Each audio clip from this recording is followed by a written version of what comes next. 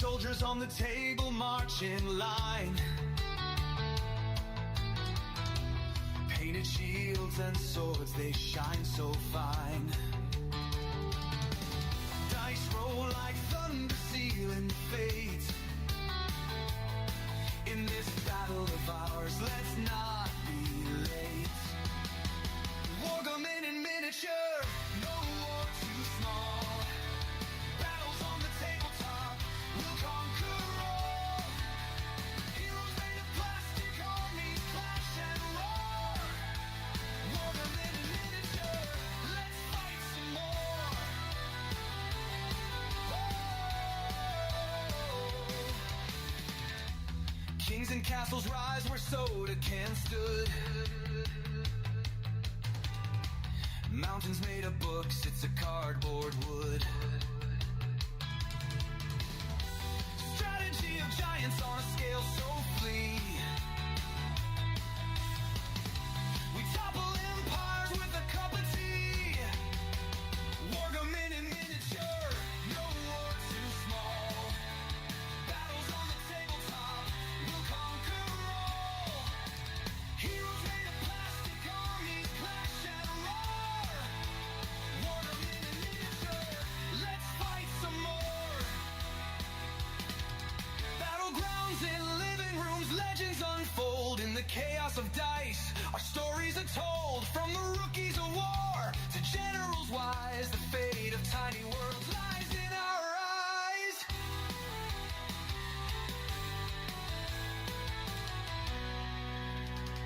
Snacks to the side and the glue close by. We men, broken warriors, give them one more try. Cavalry rides beneath the lamp's warm light.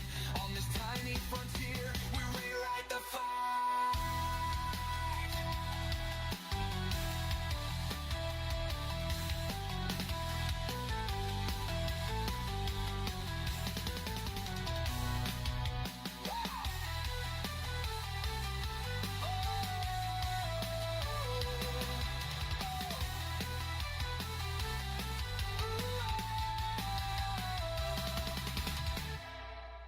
Wargaming in miniature, no war too small. Battles on the tabletop, we'll conquer all. Heroes made of plastic, armies clash and roar. Wargaming in miniature, let's fight some more. Let's fight some more. Let's fight some more.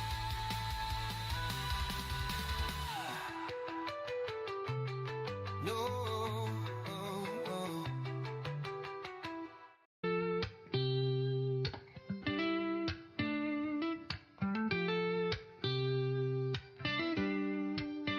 Tiny soldiers on a grand paper plane, rolling dice to echo cannon's refrain. Kingdoms rise within this tabletop dust. In strategy and chaos we place our trust. The generals lean with a calculating stare. Hands of fate guide moves with a flare. Tiny hills climb where valleys fall steep. Battles fought while the house stays asleep. Wargaming dreams on a six-sided star. In this microcosm we travel so far. Heroes die small, but their legends grow large. In this tiny world we're always in charge.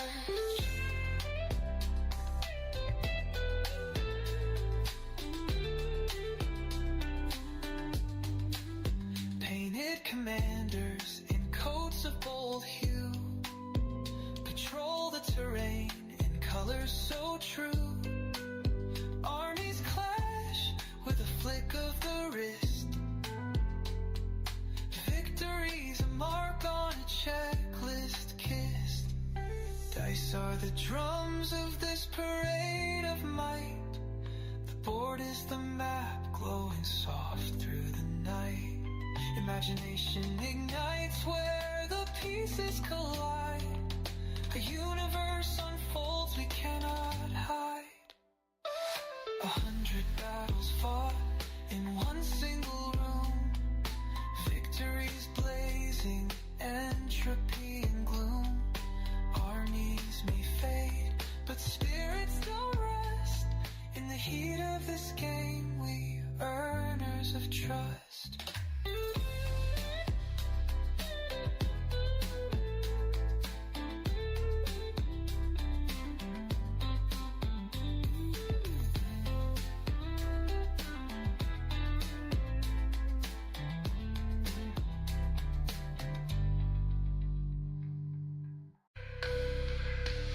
In fields of green and battle stage, a world in miniature engaged, with hands that guide the fates of men.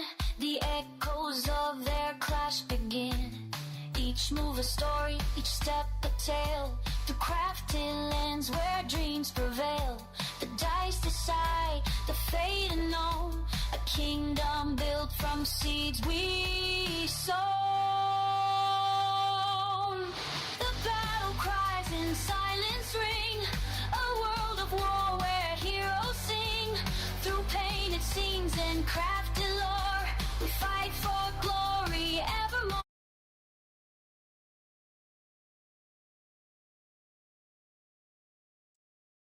All right. Hello again, everybody. This is Derek, and I am coming back at you with another Wargaming weekly video. I would say this is the start of a new season. Season 2026. Or I guess it's 2027. I don't know. I don't know how, because this season is going to go on through the end of the year and into the beginning of the next year. Basically what I do is I correspond these Wargaming weekly seasons with the school year. All right, so now on the table, what you see here is some Mantic skeletons. I am working on assembling them. I've only got 5 heads and 2 weapons to do. Once I do those, then we'll get into the painting. I have acquired a new paint line that I didn't know that they made paint. I have a bunch of these paint brushes over here, or not a bunch, but I have some paint brushes over here from a company called Nicpro. I'm not sure if you're familiar with that company, but I've done a lot of painting with their brushes, and I like their brushes. Now, there are better brushes, but I like their brushes. And so when I was perusing the web, I noticed that they had a whole paint line. It's like 100-something paints, like any other paint company. And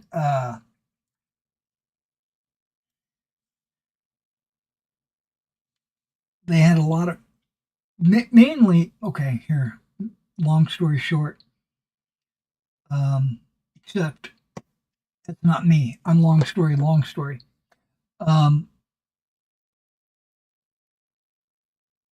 They had, or I should say, I went online looking specifically for a wash set, right? A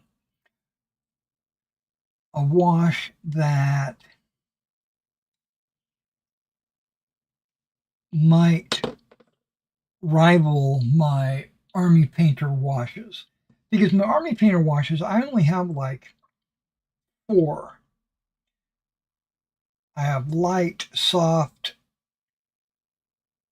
strong, dark. I think that's it. I know they make others. I know they make like a blue, a red, and a green or something like that. But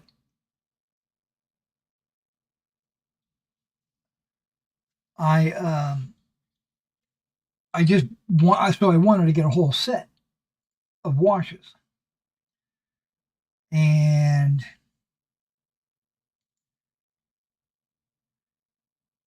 I went looking. And in my journey, I found that Nicpro had paint because they had a wash set. And then that kind of distracted me, or I should say it not distracting, that's not a good word. They redirected my focus. I was like, oh, they've got all these paints? Okay, first of all, I don't need them. I didn't need them. But I said, you know what? They're not expensive. I like their brushes. I use their brushes. And they've got a wash set, which is funny. I bought the paint and not the washes that I initially went to buy.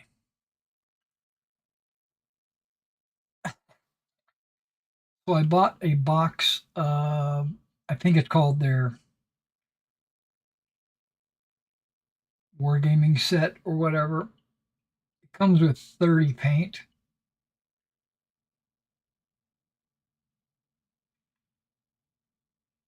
There we go.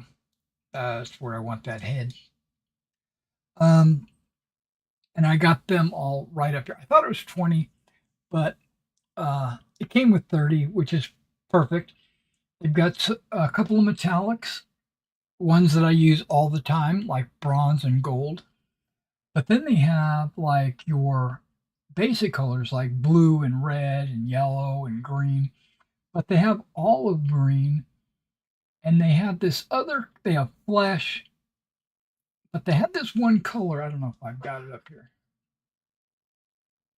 And this might even, yep, this is it. Bone white. My focus is probably not going to work, but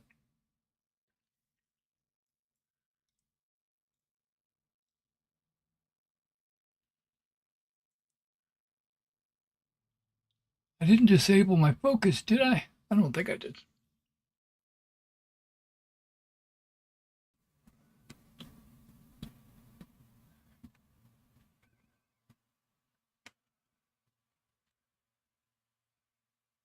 Force the focus.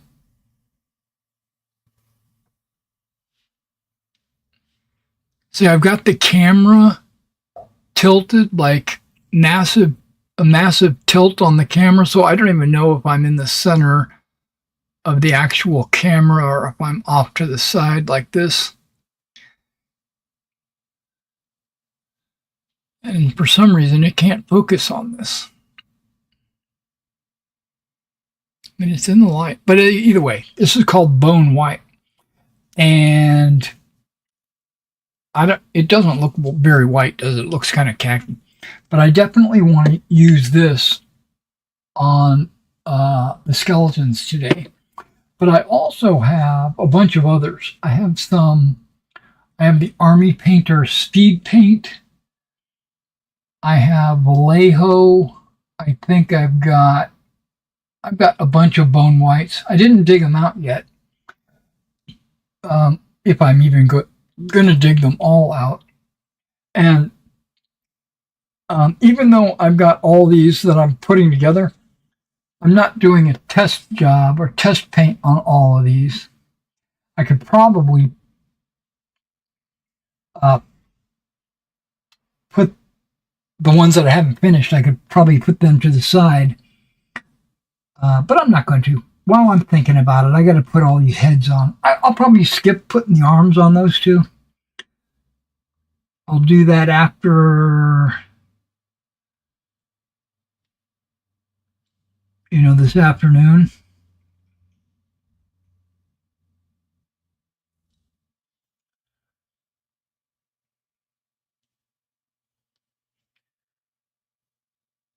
Okay, come on. I'm trying. This head is so small. Trying to trim his neck so that he'll stick. Why don't I just trim them all while we're here?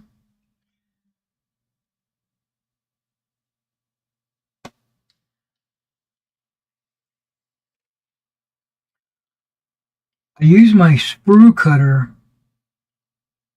on them to cut them off their frame, off the sprue frame. But the cutter doesn't cut completely flush. It's the Wargaming Atlantic sprue cutter. It leaves a very small burr. And because the burr is right at where the neck connects to the body, I got to get rid of that burr. There we go. They're all gotten rid of.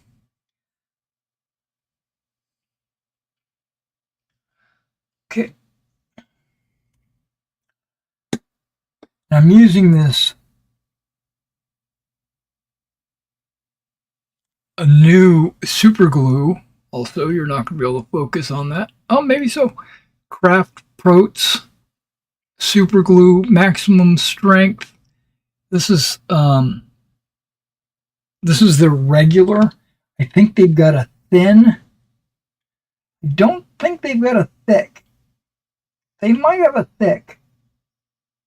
I don't think I looked long enough.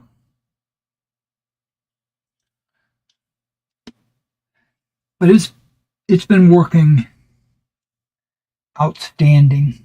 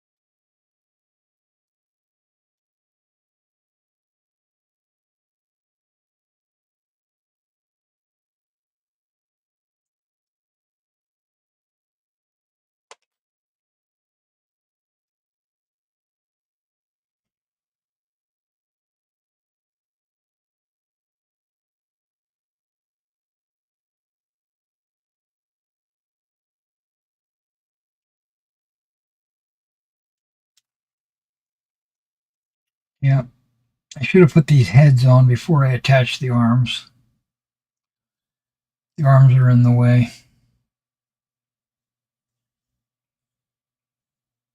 of my fingers.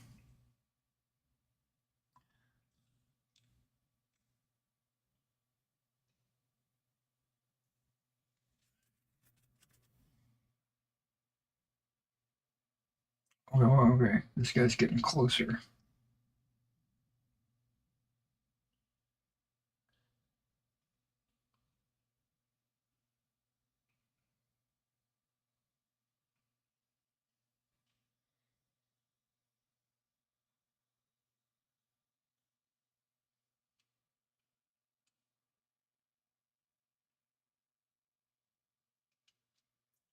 Oh, did I get it?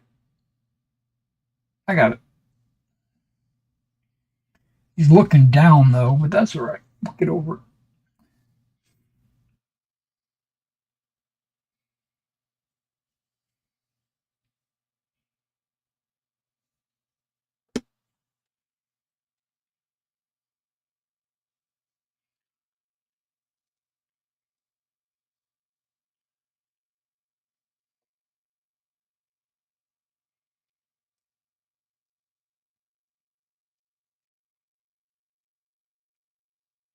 So I'm looking forward to the XCOM miniature game.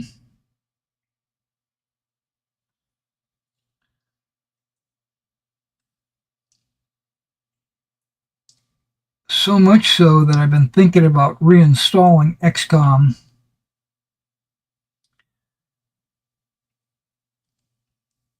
and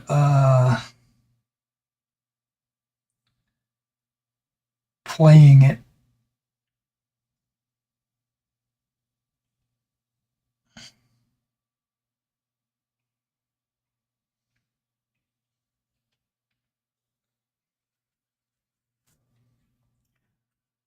Okay, this one I'm going to have a hard time getting in there, I can tell.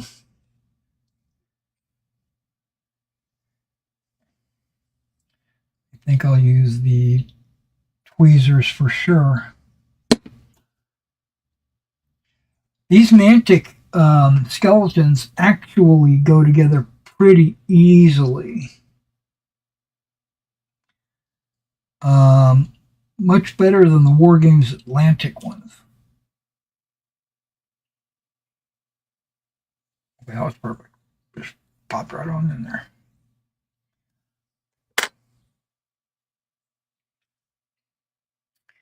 And they seem to be a lot more sturdy as well. I don't know if you remember one of my previous videos, I commented about how the Wargames Atlantic skeletons and what was the other skeletons I put together? The Oathmark skeletons.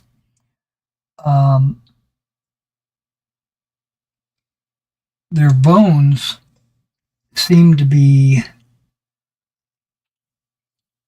accurately scaled, which makes them super thin at 28 millimeter.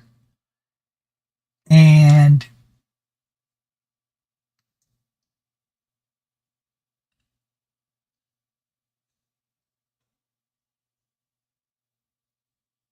okay, come on, stay right there. Grip. No, damn it. Come on now. Yep. And so I felt like putting them together, and if you dropped one on the floor or something like that, the weapon would break off, or an arm would shatter, or something, right? It just felt like they were too thin for a wargaming piece.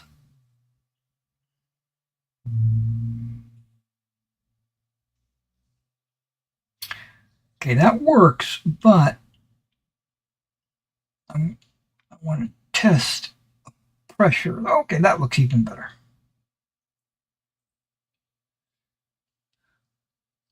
Okay, so I got all their heads on there. Now there's only two weapons that I want to put. One on this guy's hand and one in this guy's hand. And then we'll be done.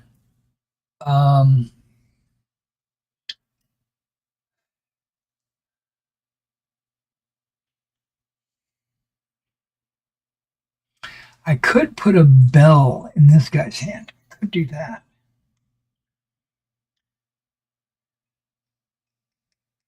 Or I could give him a sword.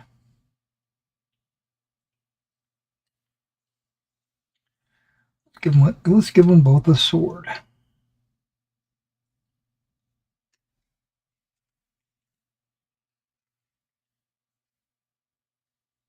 Ooh, this sword is very pitted. I like it.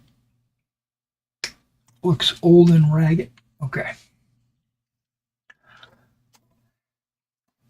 Now I have a Vallejo bone spray paint called Bone White or something like that.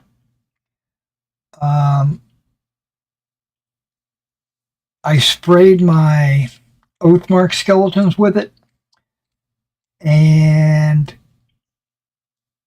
then I tried fixing it because it turned out it came out and it dried very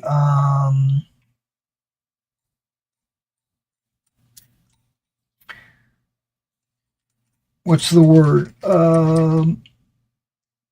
gritty. It wasn't smooth, and because of that, I tried going in and scraping off the grit, and then I tried covering the grit with other paint, and then I did a bunch of things to it to try to get the grit removed, and I thought I was successful, but once everything dried, it was back to being gritty. And so that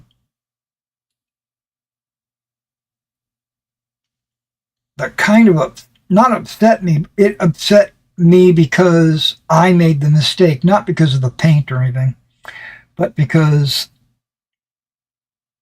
I allowed this to happen.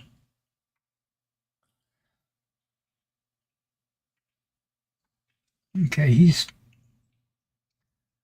done.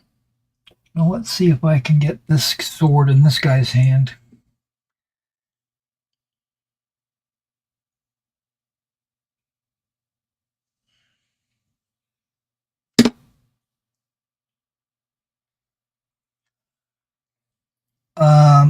And then I learned later that there's a couple of things you can do to prevent your spray paint from turning gritty, because apparently that's a common problem. This was the first time that it had happened to me. That's not true. It happened one other time, but I thought that was just because of the humidity. But this time it wasn't humid or anything. Yep, that hand is too small. There we go. We popped it in.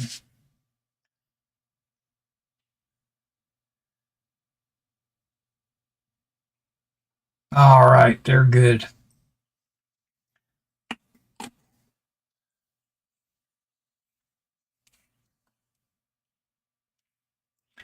And so there was a technique I learned by watching somebody else's stream, and that was to put the paint can in warm water for a few minutes, right? And allow the paint in the spray can to warm up, right? And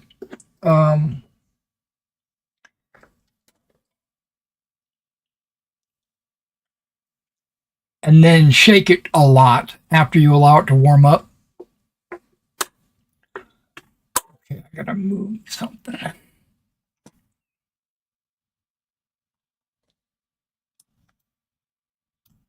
Yeah, that works. Yeah, so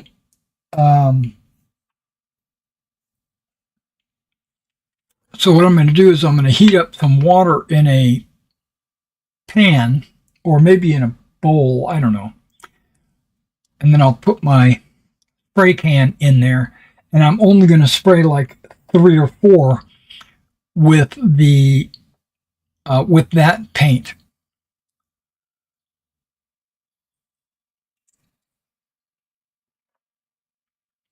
I'm going to, yeah, I want to test all the different paints that I'm using. And if any of them are speed paints, then I want to put that on top of white, or at least a very light gray.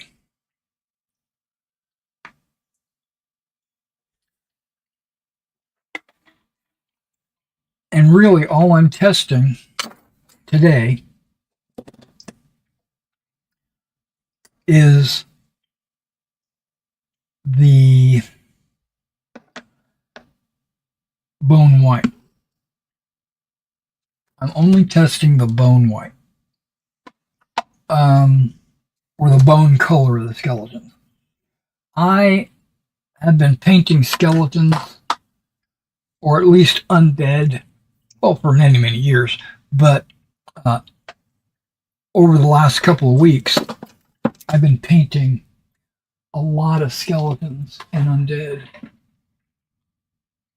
because of my Oathmark game.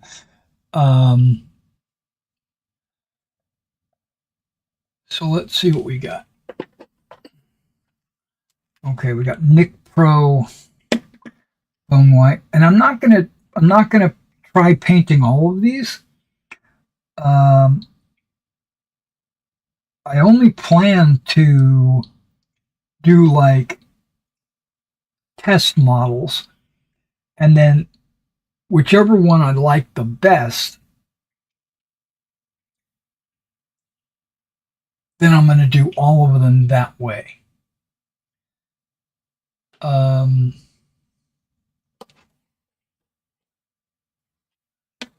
Okay, this is a Vallejo bone white. You can see it's a lot lighter, which I'm actually very very keen on my bones being light, not white, but not brown. And some of the paints that I have give me the impression, or I should say the ones that I've done so far, come out kind of a brown color, which I might go back, well, I definitely will go back to them and maybe dry brush a lighter bone color onto them to make them brighter. Okay.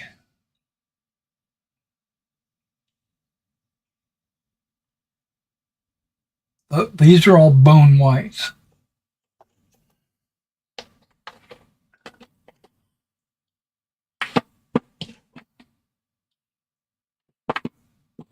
So now I'm going to the speed paints that I just got not long ago, within the last week. And it's hard to see without pulling them out what's actually in the tub because they're all black.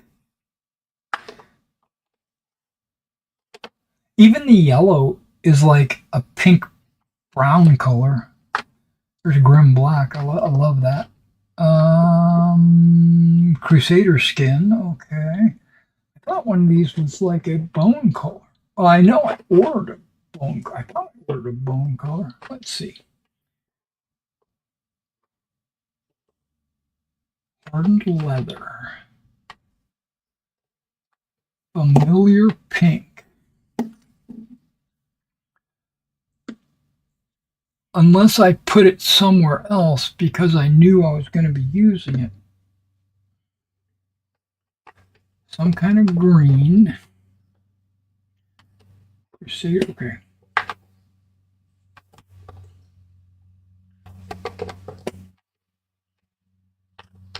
Shamrock green.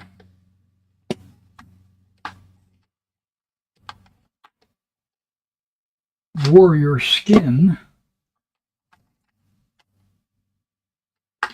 What's this? dark wood, pallid bone. That might be it.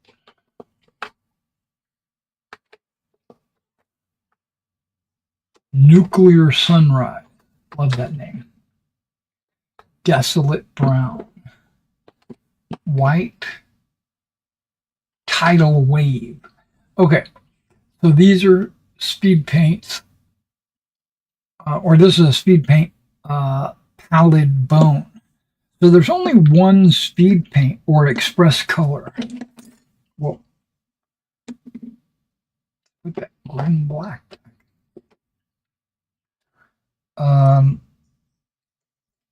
Okay, so I only need to prime, as of right now, I only need to prime one set with the white or light gray. These guys can be painted over gray or brown.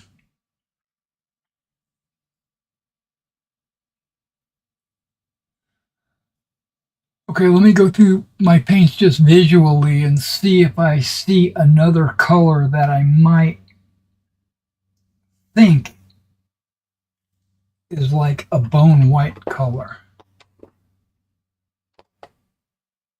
Splinter gray. It's kind of a bone-ish white. That's khaki, I think.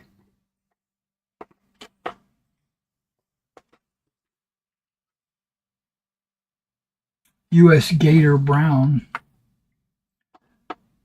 That could be a bone color.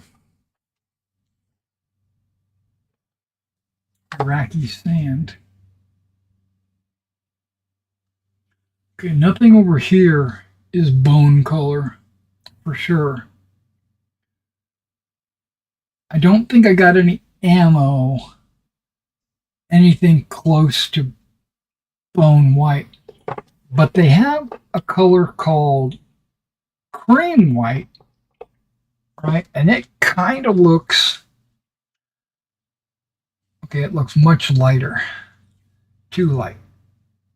Okay. And there's another color called Zimmerit. I think, no, this is wood. Dunkelgelb 3. All of those look like they could be bone white.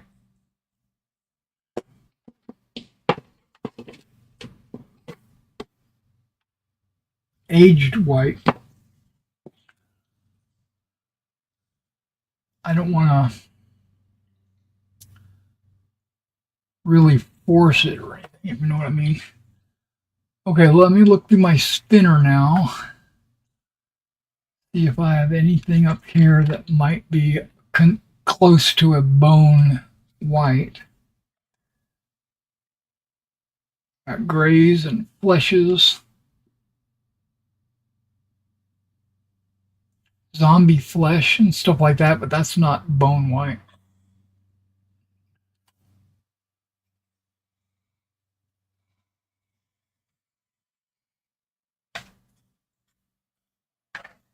I got all these sand colors. Just throwing it around. Dark sand. Yeah, could be a bone white. The color looks almost exactly the same in the pot. But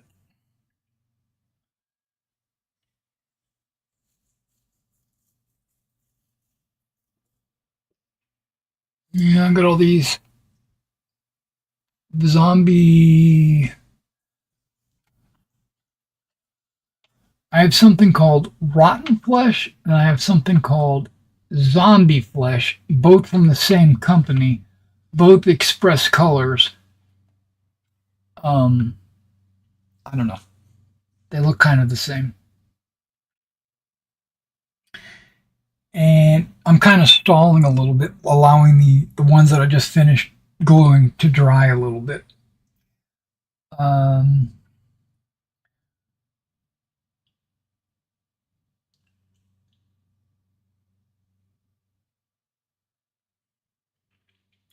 Well, let me just kind of show you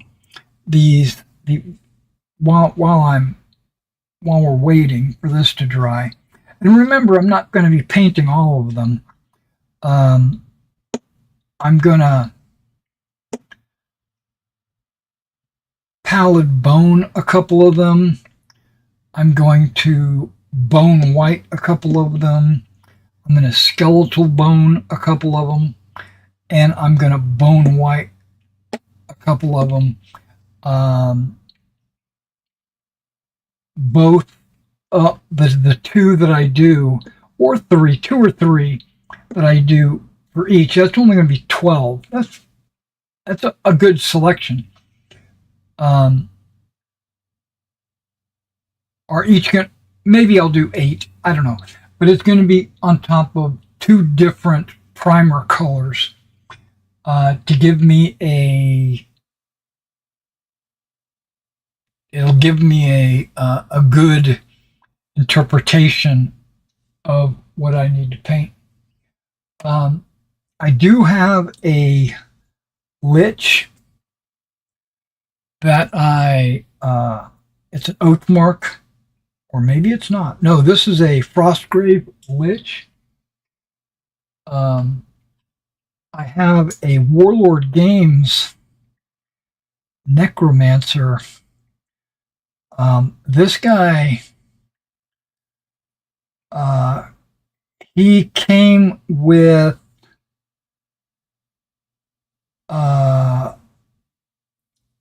being a member of the Warlord Club a few years ago. I don't know what year, but it was a few years ago. And I've never touched him. I've got this spirit. I don't know if he's a wraith or if he's a ghost or what he is, but he came from the Lord of the Rings miniatures, not the Warlord, not the Games Workshop ones that the whole company only made Lord of the Rings miniatures. I can't remember the name of the company. It was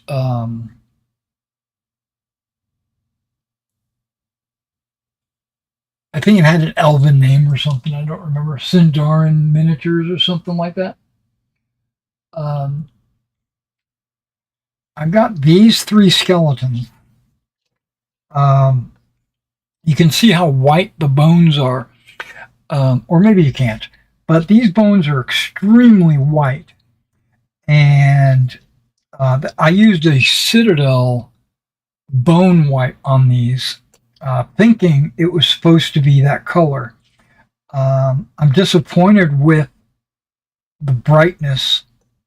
I want them to be bright, but not that bright. So I could put a wash on these guys and probably solve the problem. But what I think I'm going to do is do a dry brush, or maybe even just use the pallid bone, however it works, and just paint the white. So, and these guys are the crew for my skeletal skull chucker here. It's on a 50 by 100 as per the Oathmark basing conventions or whatever.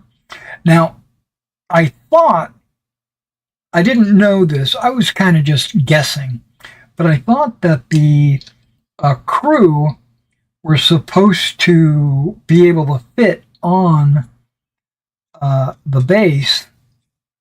Okay, I could probably put this guy up there. No, I can't. Okay, but I thought I was supposed to be able to fit the crew on the base with the catapult and stuff like that, but that is not the case. Having read the rules again, these guys, all they have to be is touching the catapult. Um, it'll and it's basically considered like the leader or whatever. And if they get into combat, these guys move up to the front to form a single file like this, and it's counted as, I think it's counted as 5 guys, right? It might not. It might, but this doesn't take hits. So once the 3 guys are dead, then that's also dead, or something like that. But these guys only have to be around touching the base for it to move and shoot and do all that good stuff. I've got these Revenant champions from Oathmark. We're not going to be painting them today or a lot of this we're not going to be painting. But I just went ahead and cleaned them up, put them through the soap and water, and I also got them glued on some round bases. And I have I don't know what it is, but I am obsessed with ogres. I've got this another ogre, and you can see he's like wearing armor, and he seems to be a little bit more civilized, even though he looks like an idiot. But he seems more civilized than the Kings of War ogres that I have. Those guys, they all look like they're like brutish. And finally, I've got, well, not finally, I got 2 more things I want to show off. I got this dinosaur from Kings of War. I don't know what it's really called. It's something Adon, like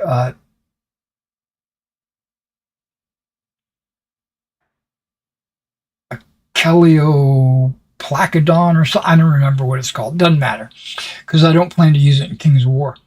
I'm using it in Oathmark as I can use it as a wingless dragon, or I can use it as there's a sea creature that I could use it as. But I'm thinking wingless dragon. And finally, I got a box of, I got multiples of these actually, so that I can sell them on the store. I bought a few of these packs for dry brushing. And we're going to be experimenting with one of these, or 2 of these today. These big ones here, these are good for, there we go. These are good for cleaning off, dusting your models when they have flock or something on them. The big ones are just super soft. But these littler ones, I think I'm going to be using for dry brushing. This one right here looks really good, and this one looks really good. The other ones look like they could be good. This has got a flat tip. This has got a flat top tip. This has got a rounded top tip. And this one's, the bristles are flat. I don't know. There's a lot of different fun shapes. And there's like 12 brushes in this pack for like, I don't remember. Wasn't much. $6 or something? $6, $7.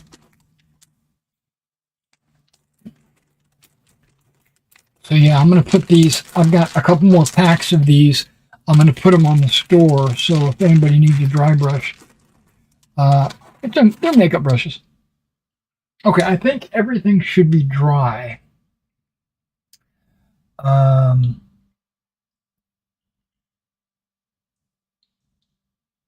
So how am I gonna? I'm gonna do.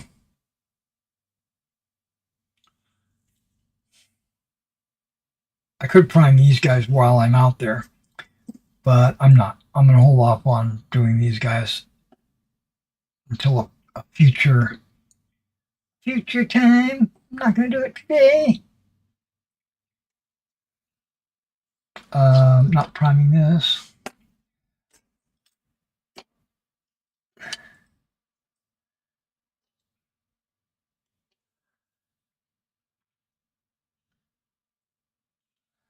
Okay.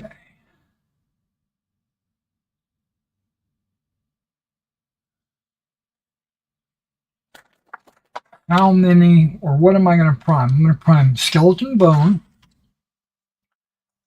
That's going to be, I'm going to need skeleton bone specifically for itself. Oh yeah, that's for itself. So I need skeleton bone for itself.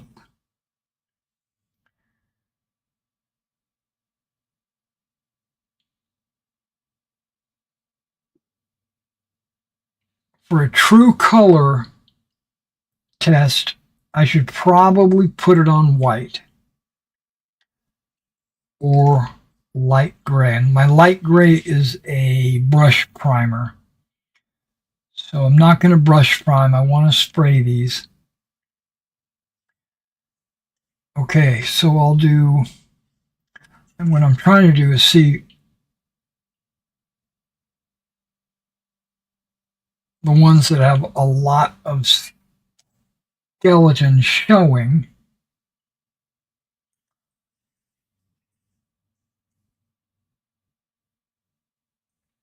Because they're all wearing rags. And the rags cover a lot of their bones. Okay.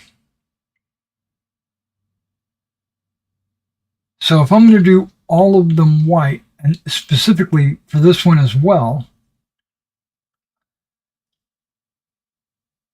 might as well go 1, 2, I don't know.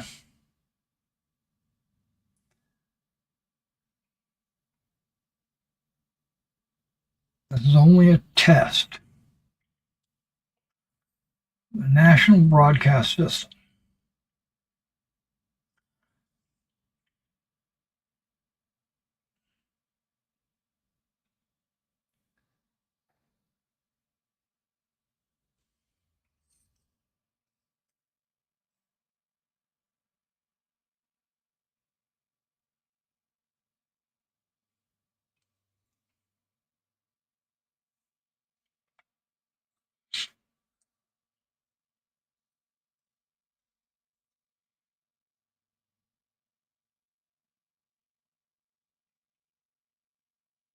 Okay, I'm going to do 2 of each. I've decided.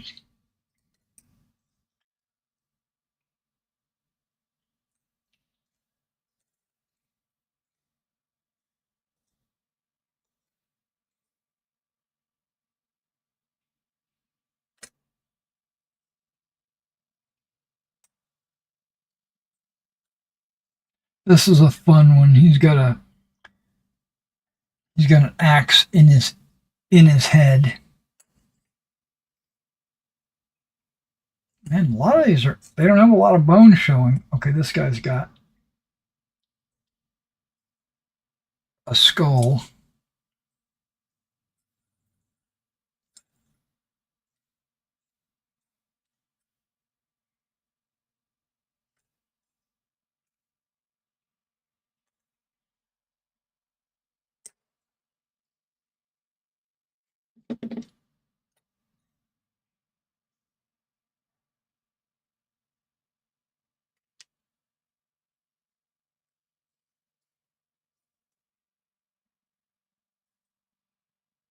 Okay. 2 will be sprayed bone and 8 will be sprayed white.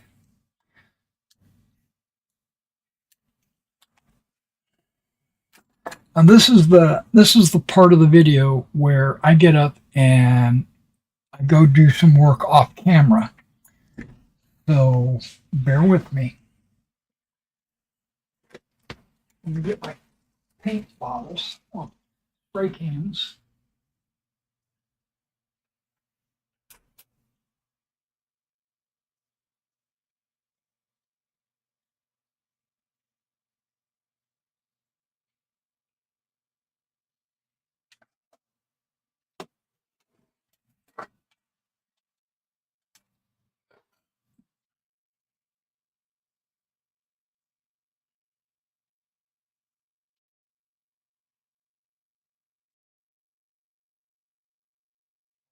What?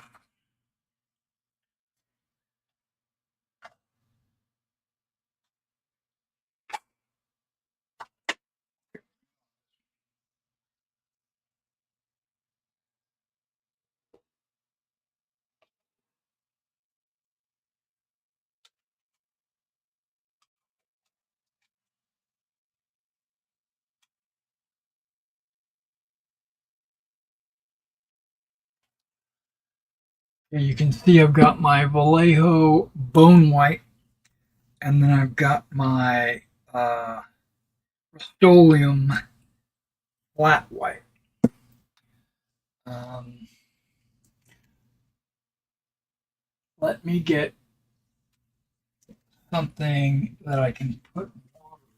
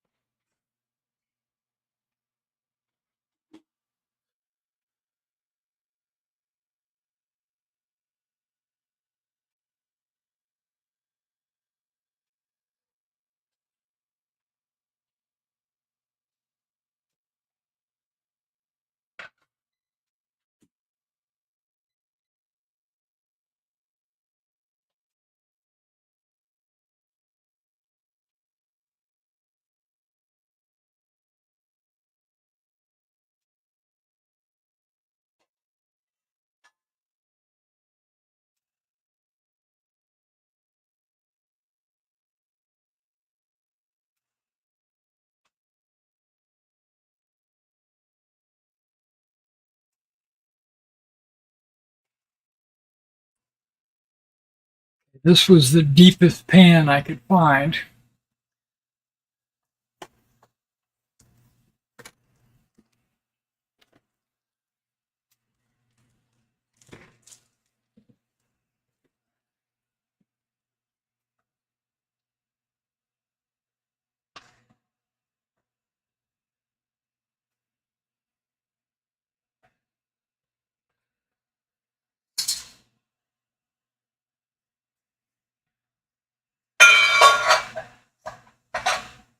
Okay, I could put both cans in it.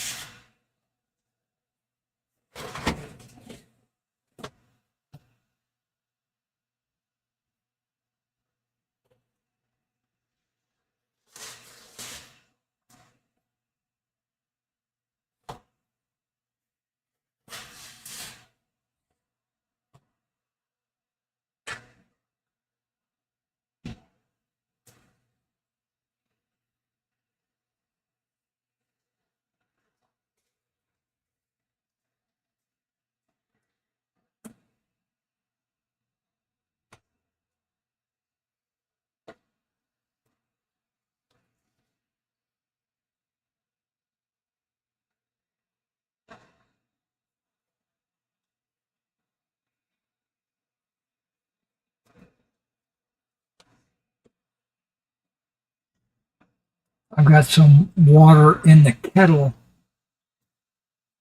Um, Warm it up.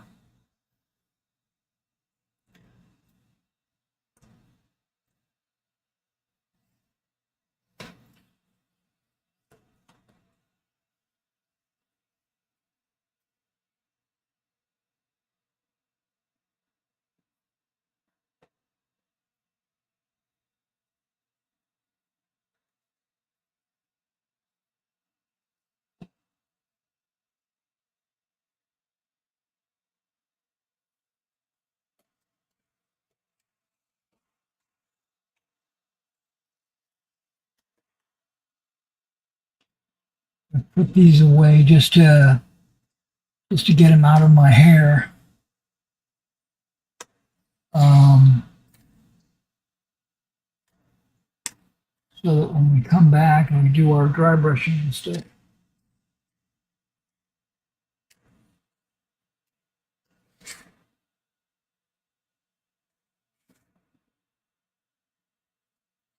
we're only going to work on or work with the ones I'm about to prime.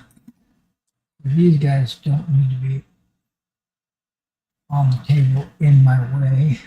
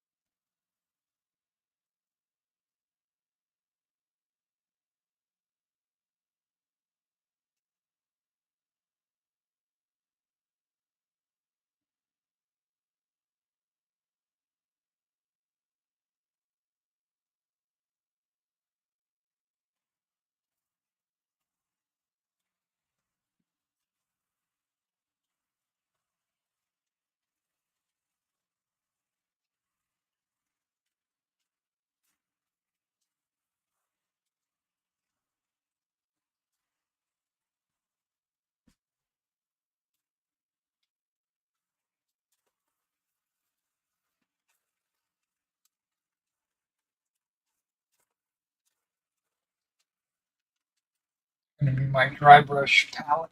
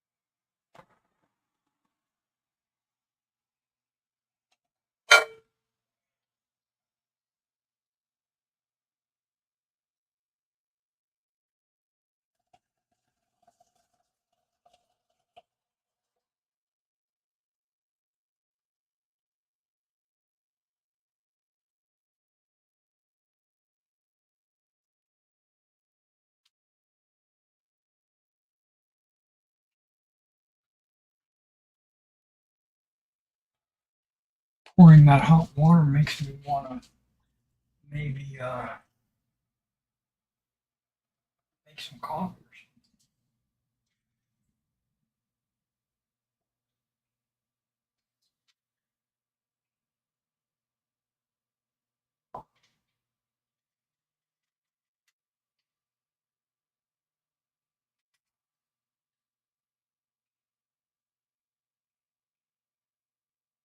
Making noise when I put it in the water.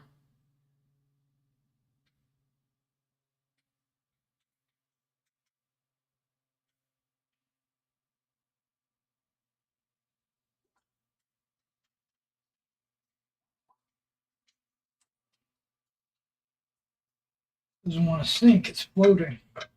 Maybe because it's not full.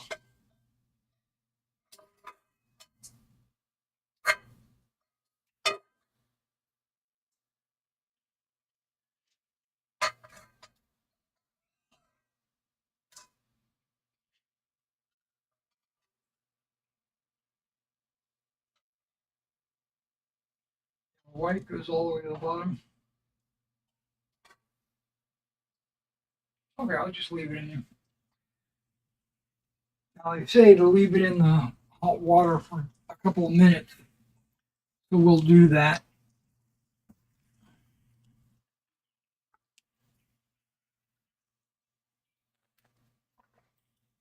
Okay, my drink is empty. Get me another drink.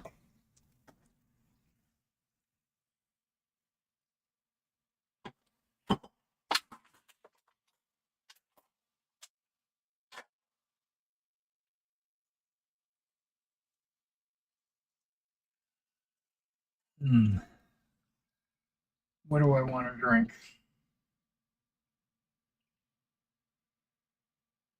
Some tea or coffee or energy drink, juice or lemonade. What do I want?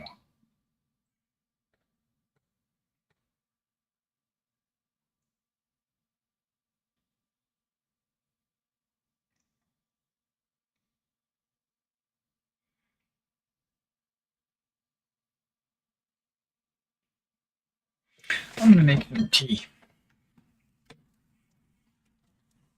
Because in the process of making tea, oh no, yeah, in the process of making tea, then my paint will probably be warmed up.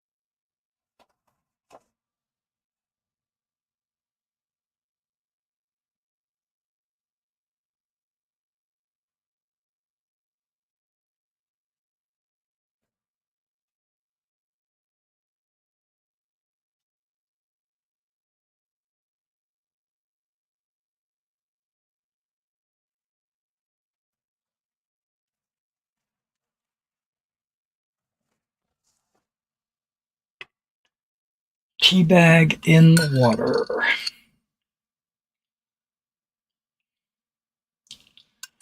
Okay, I'll let that soak. I think it's been long enough. Um,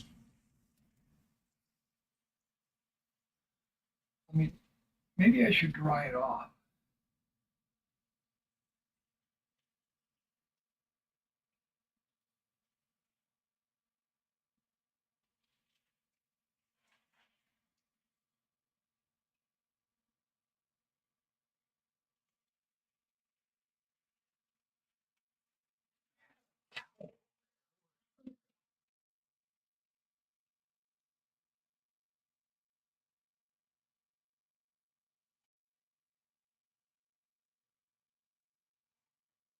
Found it.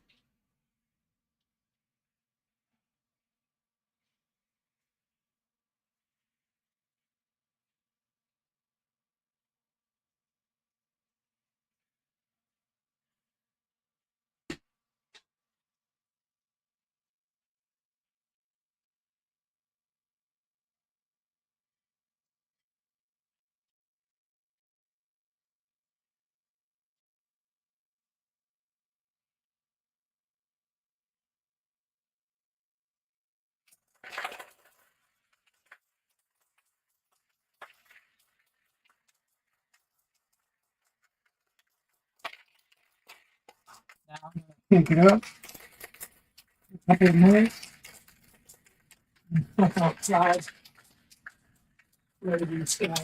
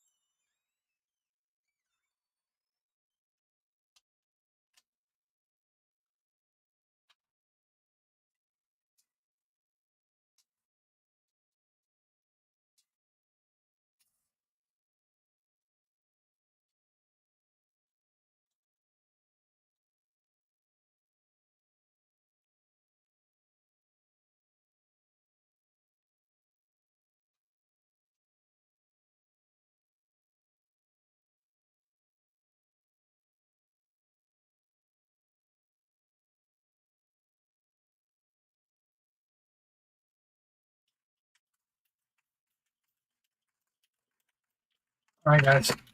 Now, my initial impression after spraying those two figures with a bone white,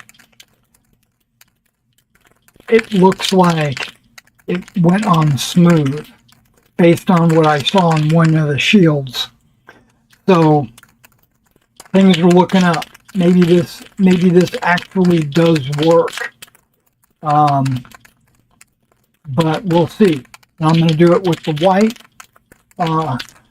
and then I'll be back. I'll work on my tea, and then once I get all that done, I'll go bring them back inside because I think they're going to dry pretty quick outside. You know, so now I did get what do they call this, craft paper, because it doesn't absorb as much as paper towels do. And when you're doing dry brushing, you don't want your paper towel to absorb all the water out of your paint. You want to scrape off the paint itself, but the paint that you use to put on your model, you want it to still be wet. I know it's kind of an oxymoron, kind of a backwards thinking kind of thing, but you do want it to still have some moisture in the paint that you do dry brush, because you don't want it to come out looking chalky, because it'll look chalky if you use a paper towel. That's why a lot of people will use wood, or they will use cardboard, or they'll use craft paper, or they'll use a 3D dry brushing palette, like made out of plastic. And that's so that it doesn't absorb all the moisture out of your paint. It'll just scrape off the paint from your brush. All right, let me take this outside along with the miniatures. We'll spray them.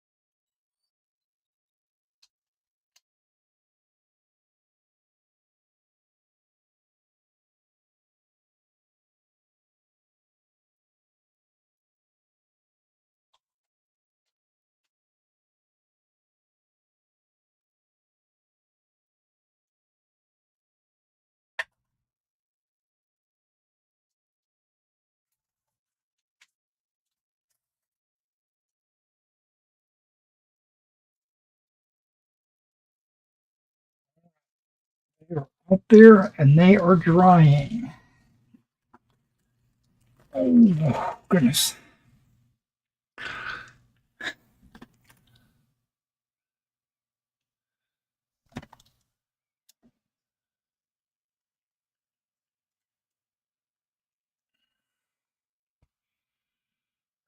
Excuse me.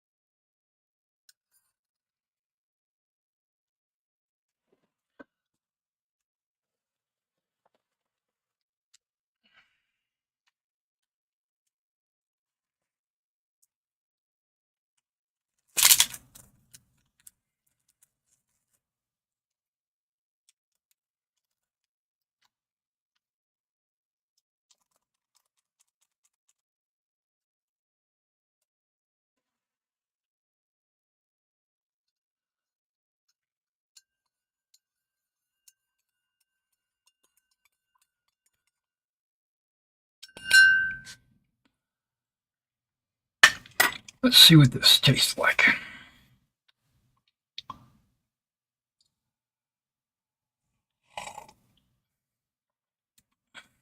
Pretty good. Pretty good, actually.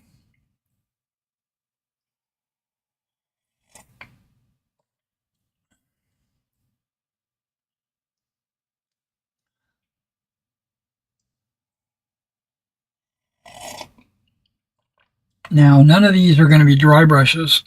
All of these are going to be straight paint.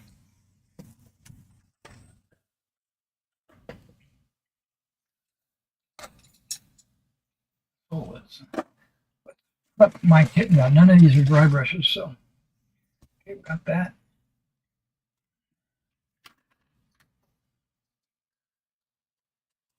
This palette has been used already, as you can see.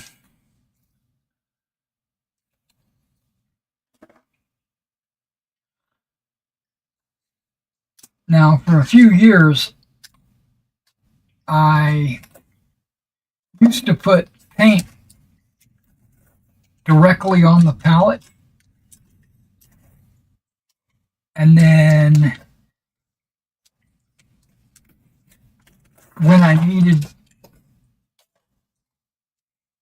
to swap out my palette, I would, or when I was done for the night or whatever, I would go into the kitchen sink and I would wash the palette. Well, I've learned, or came to my own conclusion, that if I cover the palette in aluminum foil, I can just drop the paint in the aluminum foil and then do is what you just saw. Just tear off the aluminum foil and throw it away. And then, but the only downside is you have to have aluminum foil. And then I've got like a dozen palettes here. And so what I do is once every month or 2 months, I'll cover all of them. And you can see I'm down to only like 3 palettes left. But that's perfectly fine by me.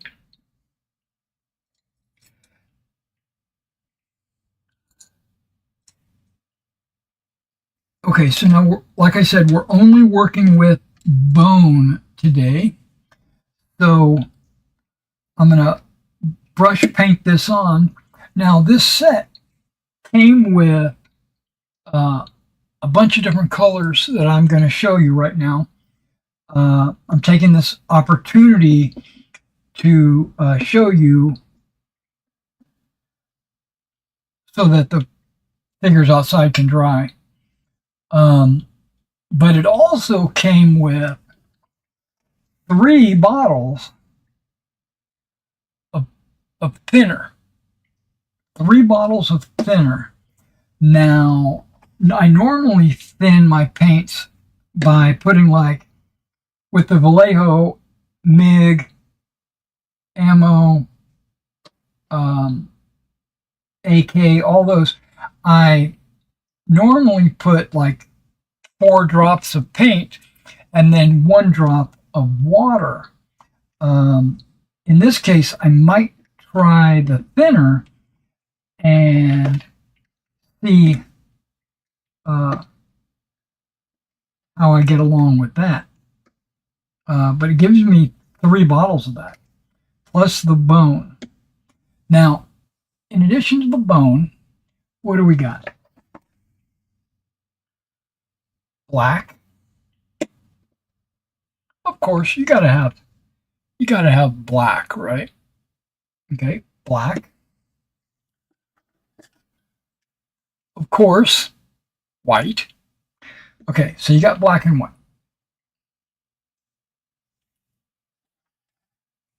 What they call skin tone. Now, this skin tone is very light, but I like it because I almost always put a light tone on anyway, and then drop a flush wash on top of that to darken it up and do everything it needs to do with the skin. So I like that. So far, so good. Then we have something called red. Now, when you look at this red, it doesn't look very red to me. It looks, well, I mean, it does look red, but it looks kind of like it's got a little bit of pink in it or whatever. It seems like a very light red, or I don't know what kind of red that is. But that's not really red, in my opinion. The label red is what I would think of as red. You know, not the paint itself, but I don't know how it dries. It might dry that color. And then we have something called deep red. Now this looks red in the bottle. Now, something that these paints have on them that I don't know if I can point this out. Do I have something that I can point with that you can really see on camera? I don't know if you can. I'll use this. On the paint bottle, it's got these numbers here. You can see where it's got plus, plus, plus 3 or square 3. Okay, what they're talking about is the pigment level versus the transparency level. Like the skin tone, you'll see it's only got 2 pluses, 2, and then it's got a box that's cut in half, kind of like cavalry, right? And that is how transparent it is. So they're saying that this skin tone is slightly transparent, where this deep red is fully, like this is transparent, this is fully not transparent. I don't know if that makes sense, but there you have it. Okay, so there's the reds.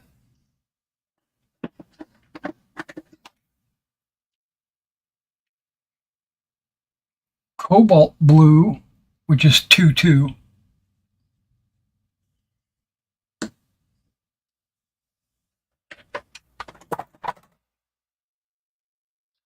Don't you dare fall. Crap, it fell. I'll go get it in just a second. We got navy, which is 3-2. I'm going to have to learn how that impacts my painting, but you can see it's darker. Another color called ultramarine blue. It's a nice blue color. And then there's the blue that I dropped. Let me go get it.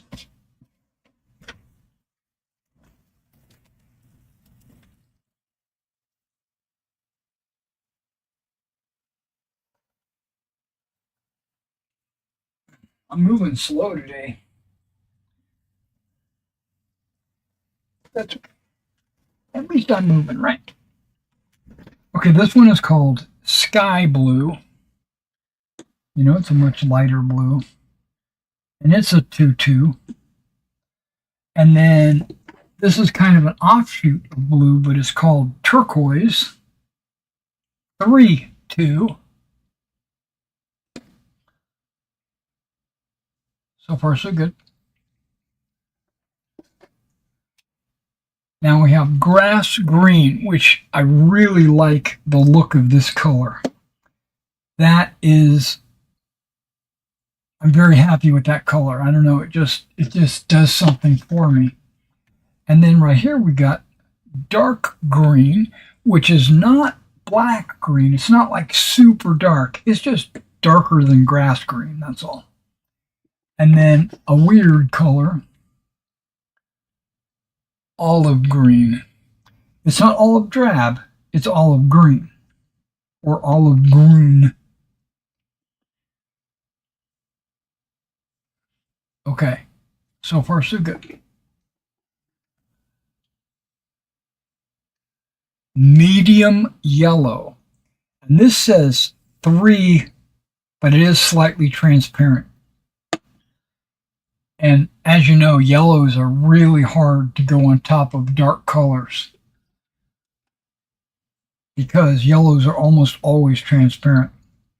And this one's lemon yellow, which is kind of a 2-2.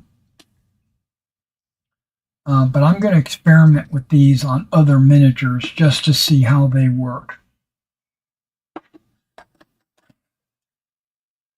Now this one is just buff.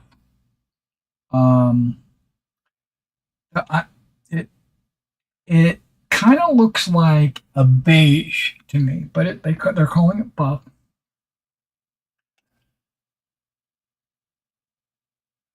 Which direction should I go now? Let's go with this color. Gray. Now you'll notice that every color that I've kind of shown you is kind of like your core colors, your base colors, right? Ones that you'll use a lot. Orange.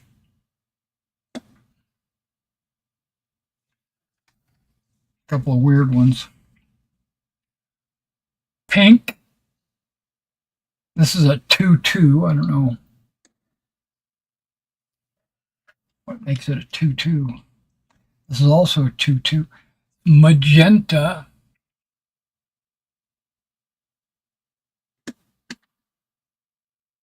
Like a dark pink. We'll go with this. What color do you think this is? Purple. They're not like Warlock Purple or Necrotic Flesh or anything like that. It's all like, it's the color. You put it where you name it what you want. But yeah, this is purple, which is semi-transparent, which I find kind of odd, but they say it is. Okay, now we get into the finals. Ochre. I like ochre. I've always liked ochre. Ochre it's a 3-3. So this is a good color to prime for yellow.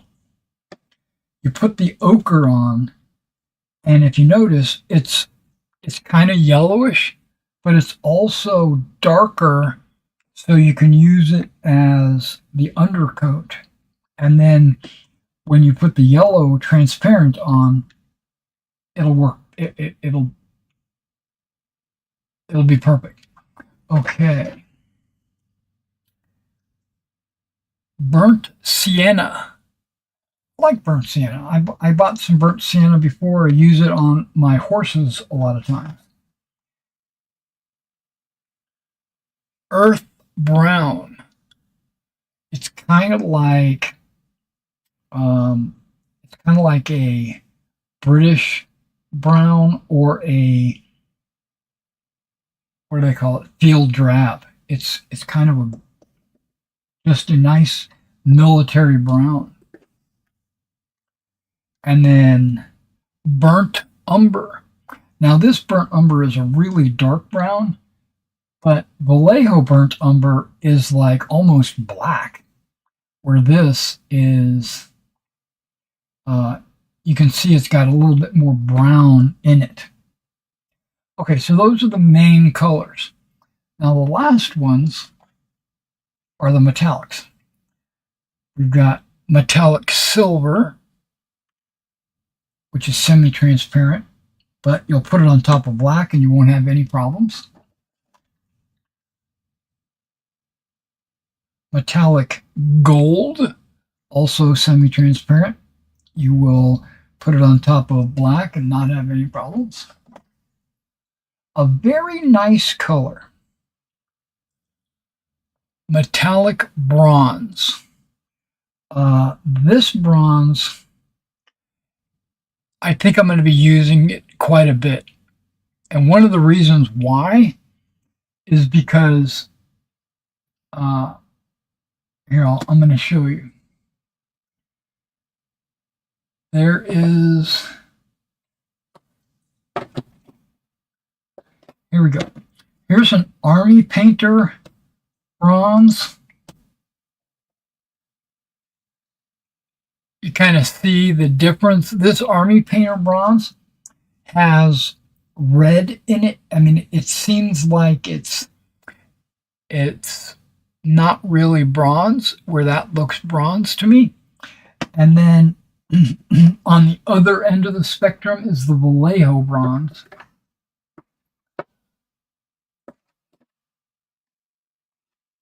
Yeah, here's the Vallejo bronze.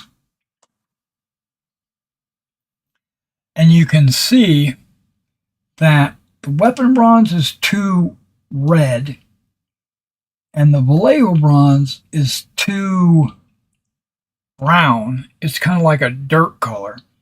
And this is kind of in the middle. And what I've been doing is I've been cheating when I paint bronze on like my ancient Romans or ancient Greeks, or if I need to paint a bronze cannon for Napoleonics. What I've been using is something called greedy gold. Greedy gold? Not bright gold. Here's an old gold. Yeah, greedy gold. Greedy gold. And greedy gold is still not exact. That, I don't know, I like that color quite a bit.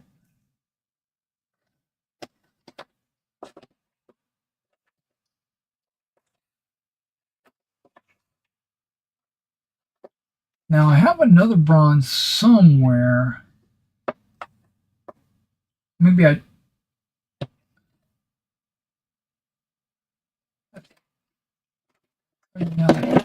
I didn't mean to pull that out.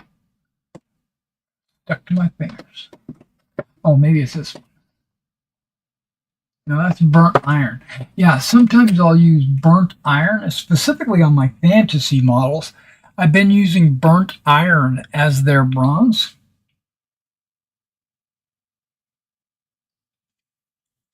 I think this Nicpro bronze is the way to go. I'm very pleased, almost for just that one color. Okay, and then finally, last color, gunmetal, metallic gunmetal, right? You can't really see it because it's settled. They recommend shaking it because they don't know how long the paint's been on the shelf. They say shake it for quite a bit, but that gunmetal looks really good. I mean, really, really good. I'm very, let me rephrase. Let me restate this in a way that most people can understand. I'm very happy with the way that they look in the bottle. I don't know what they're going to look like on the miniature. But I'm getting ready to paint some models, namely my ogre and my necromancer, and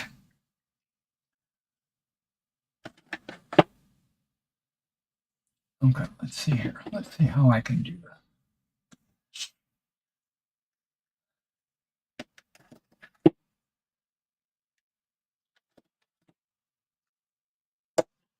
I'm putting them back where I had them, but more in a colorful, color-ordered way.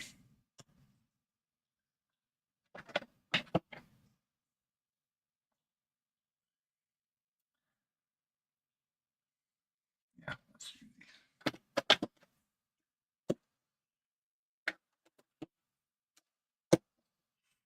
Yeah, so the gunmetal and the bronze I'm very happy with. The silver and the gold, they look like every other silver and gold.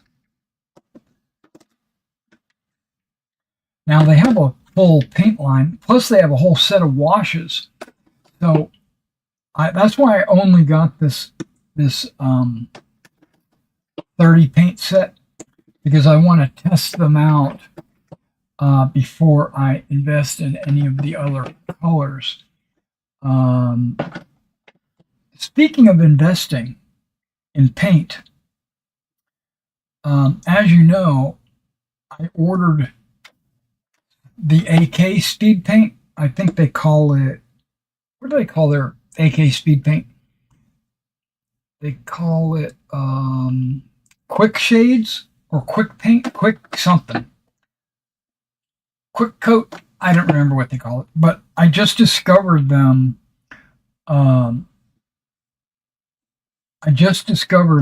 What color is this? Oh, that's skin tone. A week ago, right? I've been out of the loop apparently, and so I said, "Damn, these guys get high marks. There's YouTubers out there showing them off." And I was like, these are YouTubers I never have watched or seen or anything. So I said, maybe I should order some. So I ordered a set, about the same size. No, I didn't order a set. I picked and chose individual paints, but I got about 20 of them. And I said,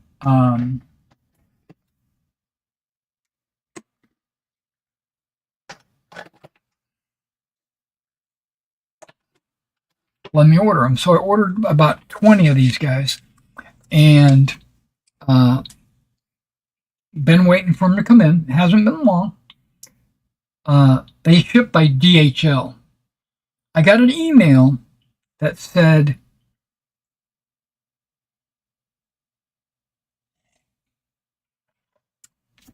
I got the email yesterday. It said, you owe $21 on the duty fees from Spain. That's where it's come from. And and I'm telling you guys right now, I am not paying $21 duty fees for these paints. I already paid like $25 for shipping, which is ridiculously high, right? And then I paid like $50 for the paint. No, it had to have been more than that. $80. I think it was $80 for the paint. It came out to about $100, right? For the paint and the shipping and everything. Actually not. I think I remember paying $89. So maybe I don't know. But an order of $89 for 20 paints, approximately. I can't remember exact. If that is a real thing, if I owe another $21, I ain't paying it. it's going to sit in customs or whatever for 5 days, because they say if you don't pay it in 5 days, it gets shipped back to the sender. I'm not paying that for some paint that I don't need. I just want it, right? Because I don't know if you can see, but I got a ton of paint. And then I got an email today saying that my delivery for my order is due today, which is weird, right? Today, Wednesday, right? So I have a feeling that either the duty was paid by AK or it was a mistake, or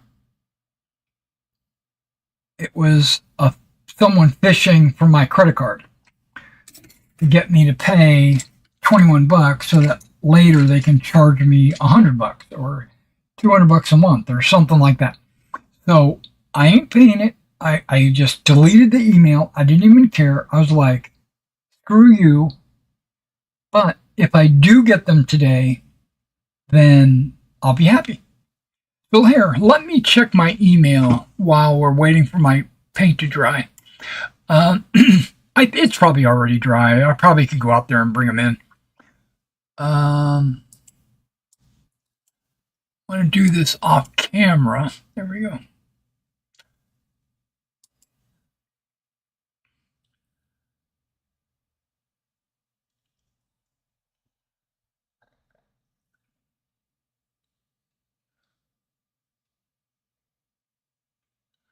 I got a priority mission from XCOM.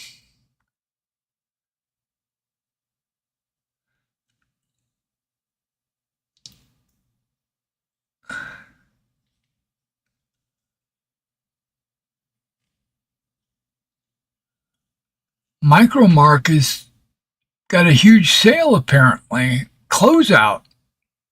It says everything must go. Are they closing their doors? They don't have a whole lot that I like. They're more of a modeling company than a hobby company. Okay, so AK Interactive sent me something, but that's not what I'm looking for. I'm looking for a DHL.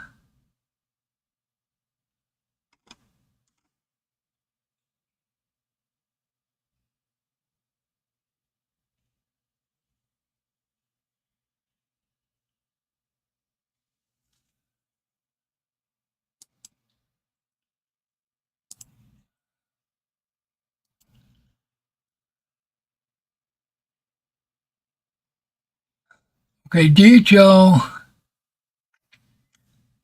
expected by Wednesday the 12th. Track package.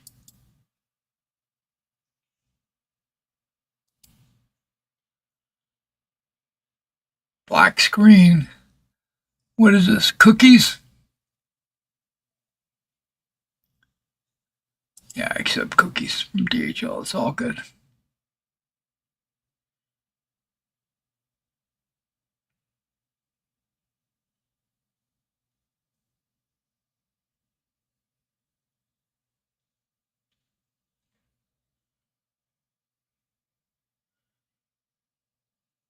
Yeah, here it is. Look, yeah, okay. Apparently they're not delivering it. There is import duty on your shipment, the amount of $22.44.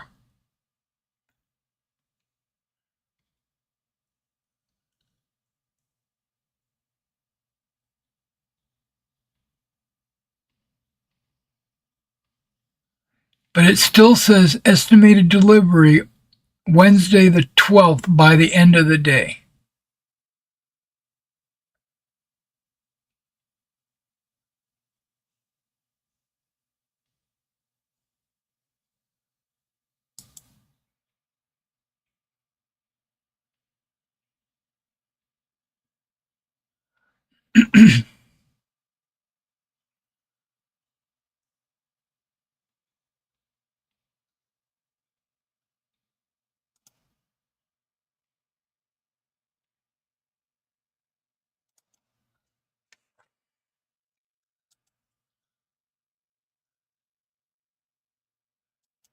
View details.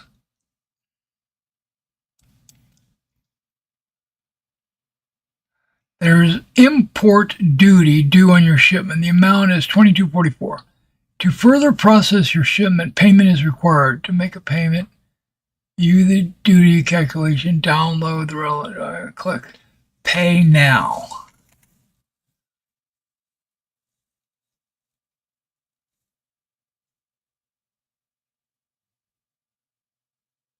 I ain't paying that. They can go suck my balls.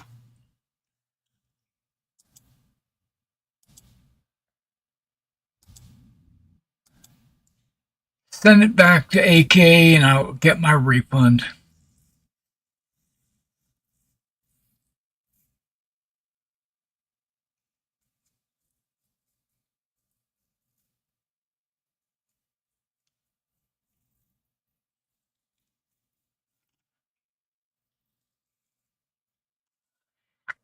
I can use that money to put on either Hard War or XCOM because I've been looking for both of those. Both from Modifius.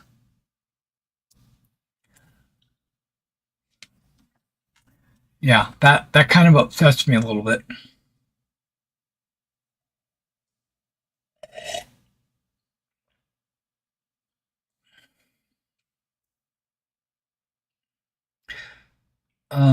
I have bought stuff from AK in the past, direct, without any duties.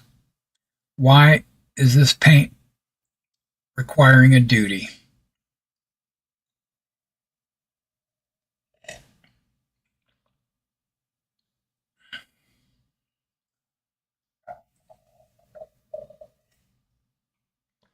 That might be why all my distributors have stopped carrying AK. Because it's not profitable. I bet you that's the case.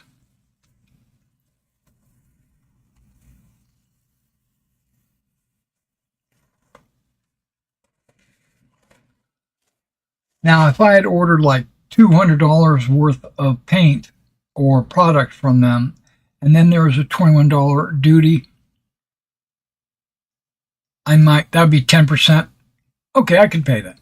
That seems reasonable. But this seems like it's over 20%. It's probably closer to 30% or 25%. I think it was $89. And if they're not counting the shipping cost, if they're only counting the cost of the product, or if I was only counting the cost of the product, I think it was somewhere around $55, something like that. This is a 50% tariff. No, not a tariff. They're calling it a duty. Ain't doing it. I ain't paying it. All right, let me go get my miniatures and we'll see what we can paint and we'll see what we can do with them.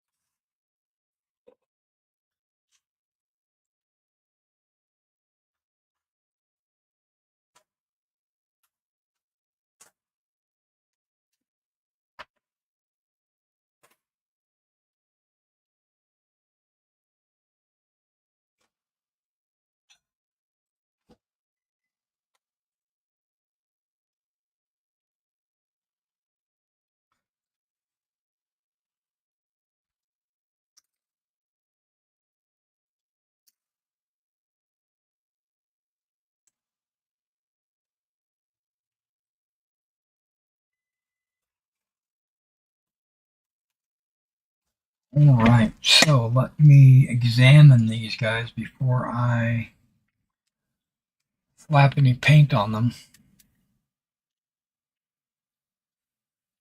Put my reading glasses on.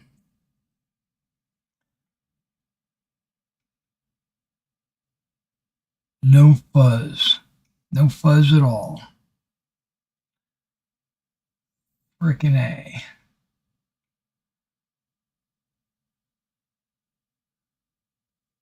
I can see this one mold line I gotta clean.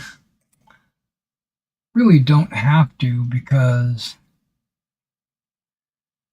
they are undead after all.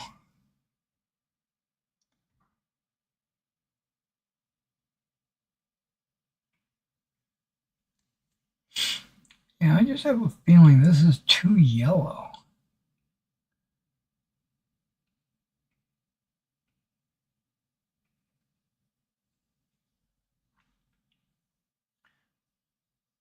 Looks good though. Okay, what about these guys?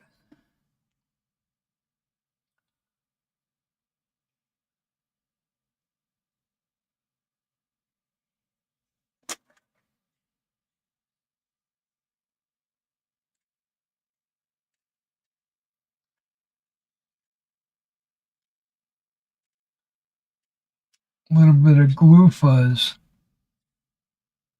Okay.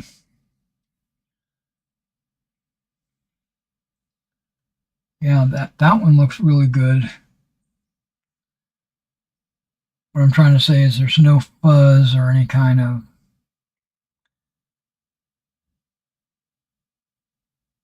Yeah, there's no fuzz on those. Okay, let me clean this one thing that I noticed.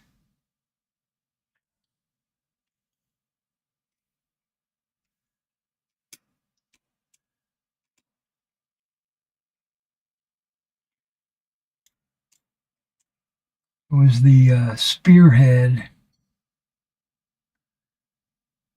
Now, I don't care if there's a mold line that goes down the length of the spear because that'll just come off as being a wood grain.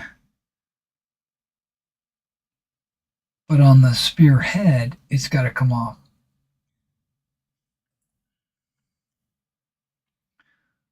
Okay, it's 11 o'clock. This is normally when I would be ending my live stream. It'd be after 2 hours. But since I'm still going to be working on these, why not just leave the camera on? I notice that nobody's chit-chatting or talking or anything. That's okay. If you just want to watch or turn it on while you're at work and listen in the background, that's perfectly fine by me. I'm going to grab a couple of these and I'm going to put some speed paint on them. That's the first thing I want to do. Oh, okay. There was an arm I glued on a guy, and I was like, I don't like the way that arm looks. But now I understand. That was not a tendon. That was cloth wrapped around his arm and it led up to the shoulder. Okay. Because this one and that other one obviously have the cloth wrapped around their arm and it's dangling below the arm. And I'm like, that's kind of what the other one looked like, except the cloth was on the top, but I think it was wrapped around his wrist and attached to his shoulder, but that could very easily have been cloth. Okay. Okay, these guys, that that water trick worked. Okay, so we're going to start with pallid bone. The actual color is pale yellowish brown.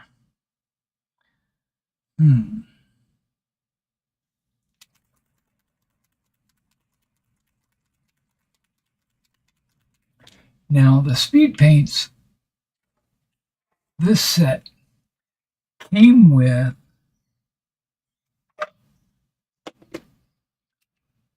a speed paint medium, which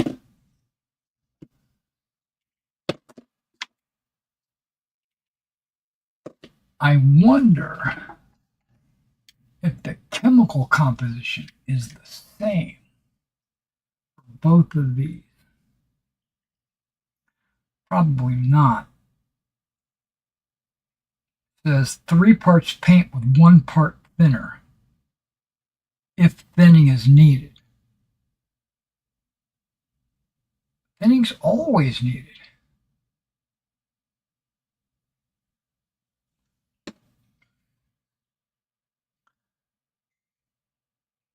Yeah, it doesn't tell me the to control and to dilute. Because see, when this says it's a pale yellowish brown, I'm kind of wondering. So we'll do 1 straight out of the bottle, and then maybe we'll do 1 with the thinner. I thought about making a strip of paper and writing down what I'm doing. You know, I'm going to do that. Give me a second. Give me a second. A second.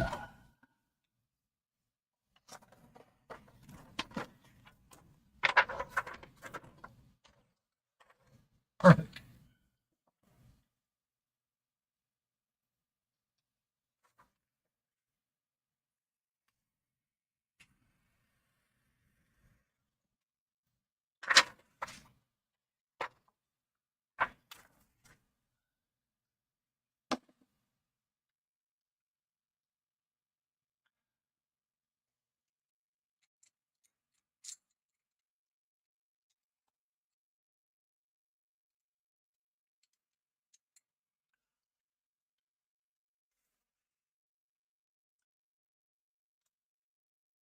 Okay.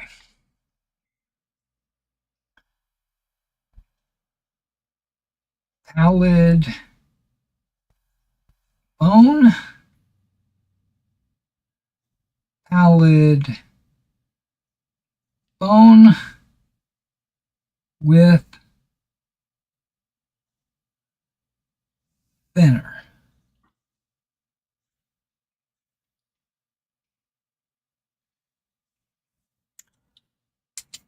Not counting these 2, obviously. Okay, let's shake this bitch up.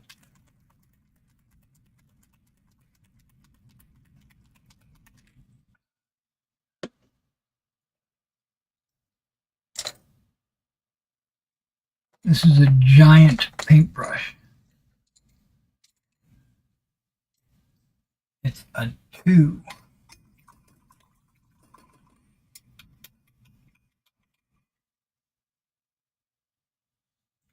I'm not trying for control. I'm trying for massive coverage.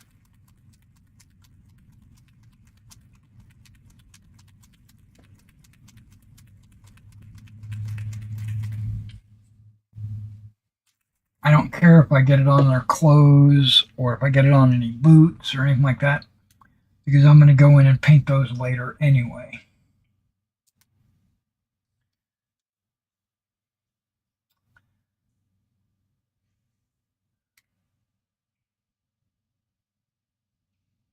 One, two, three.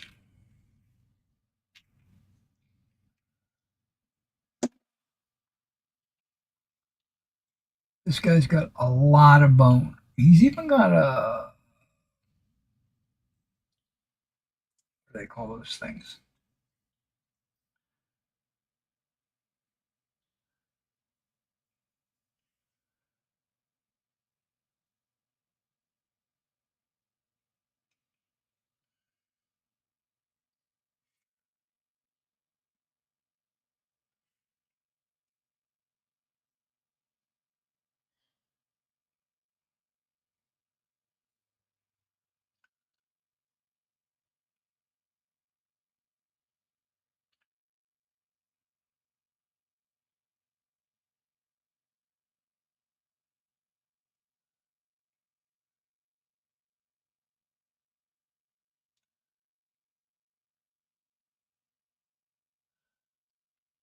Now, I'm not deliberately aiming for the rags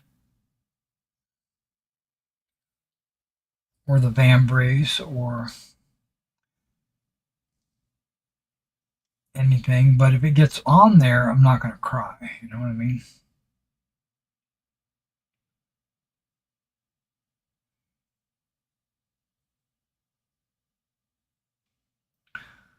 Now, hopefully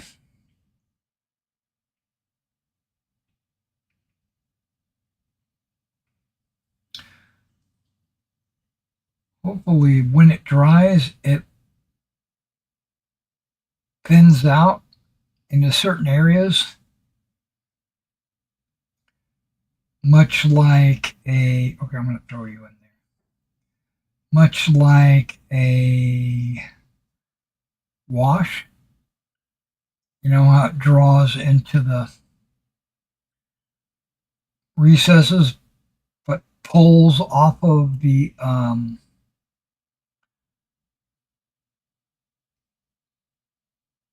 raised areas.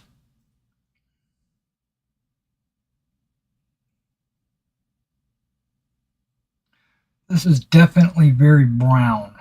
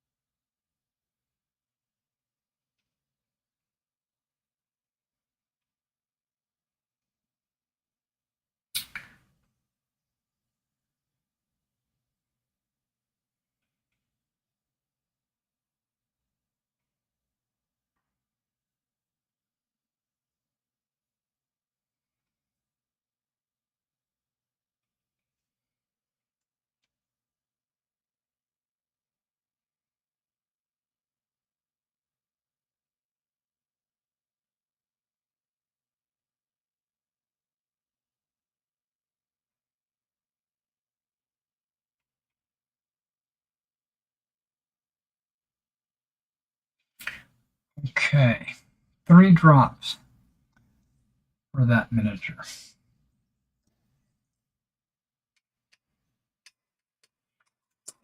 Yeah, and I used 99% of what's in there, so 3 drops seems to be the way to go.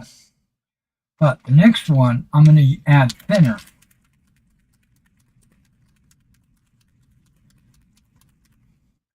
And it doesn't say, maybe it does.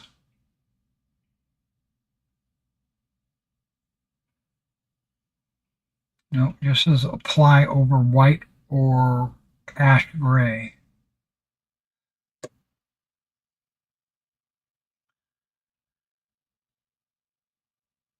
All in one paint that creates, yeah, okay, we know that.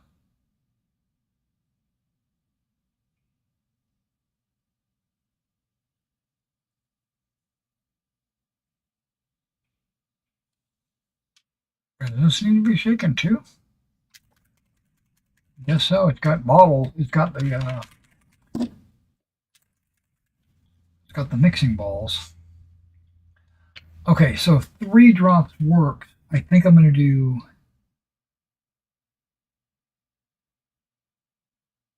1,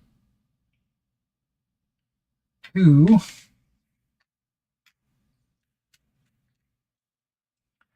and then make the third drop the medium. So that'll be a 50-50.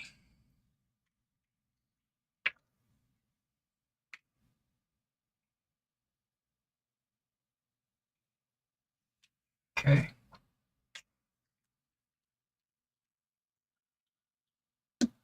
So pen-wise, let's go 2 and 1. You just want to keep a record.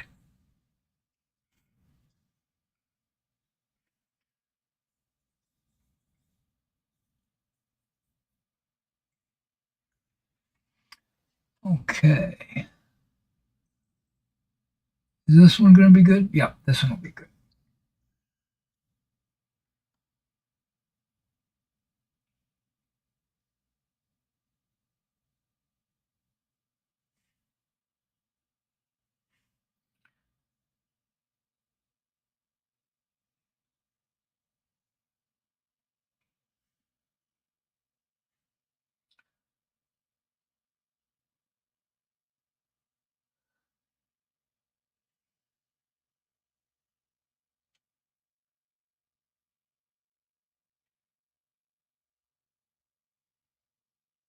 Okay, this might be working better. Oh, my glasses are sliding off my face.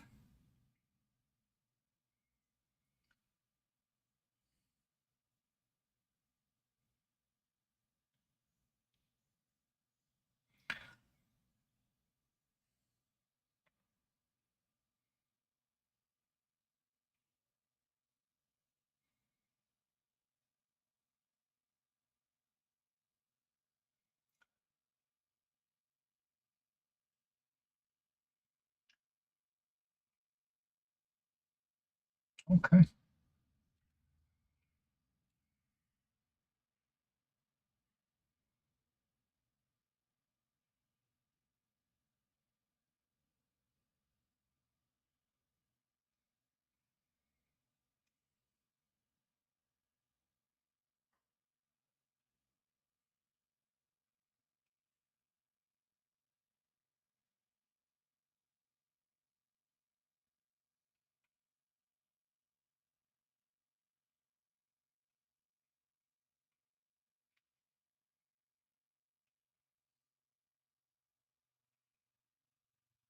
Some of it's hard to tell whether it's a bone or if it's cloth.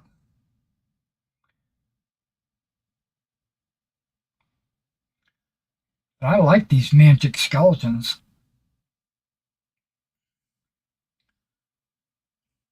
quite a bit. I like them a lot more than the Oathmark or the Wargames Atlantic. They just seem more durable and they seem like got a little bit more detail on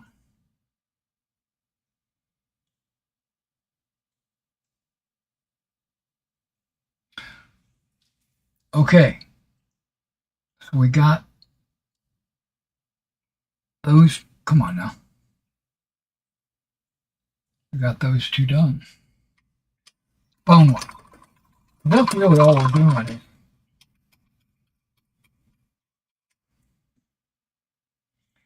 Just doing the bone. Pallid bone and its own thinner. Okay, I want to try this Nicpro.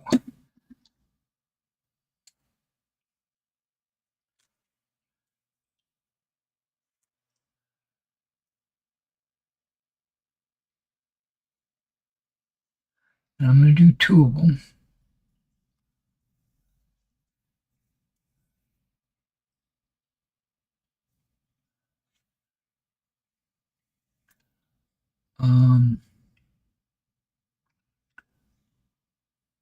With thinner.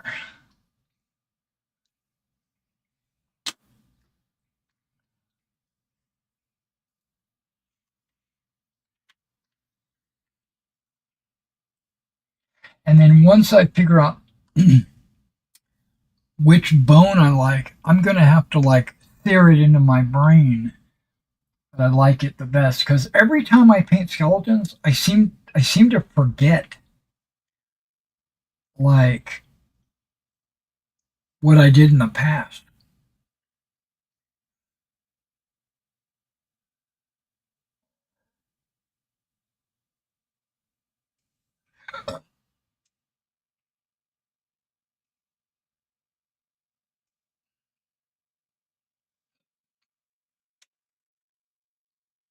Okay, I don't think this has a mixing bowl. I don't think these guys come with mixing bowls, which is fine.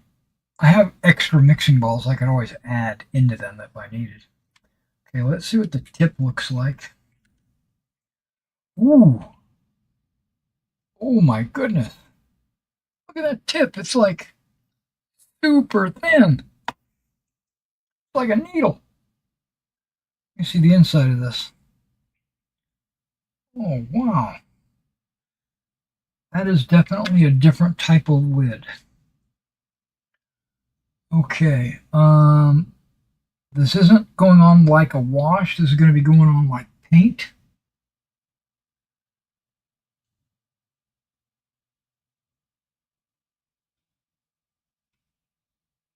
Um, wow, that's precision. I'm having to squeeze quite a bit to get this paint to come out.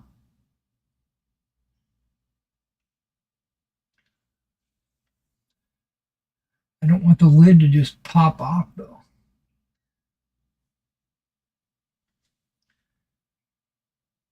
I haven't even got one drop yet. There's one. There's two. There's three.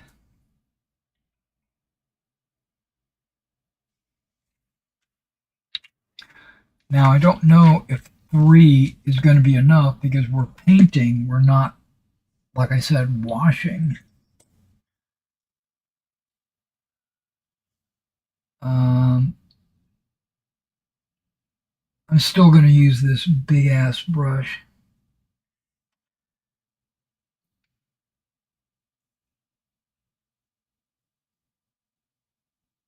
Now this is going to need a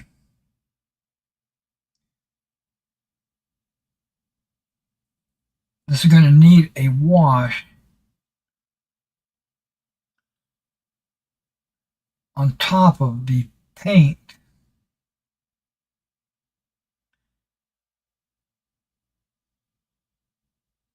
to give like the recesses and in stuff like that. Okay, let's just do the back. Let's do one thing at a time. Okay, this paint is a little bit too thick, but again, like I said, I'm testing.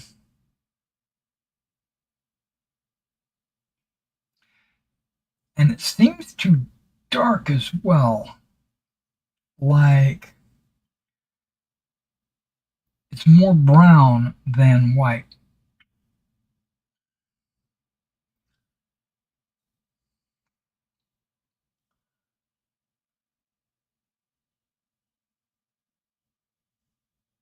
Is that bare feet? Yep, it's bare feet.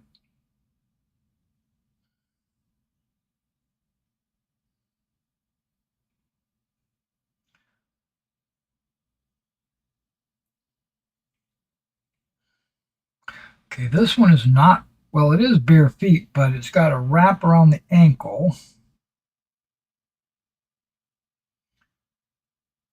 And he's got a greave on his shin. I love on my skeletons.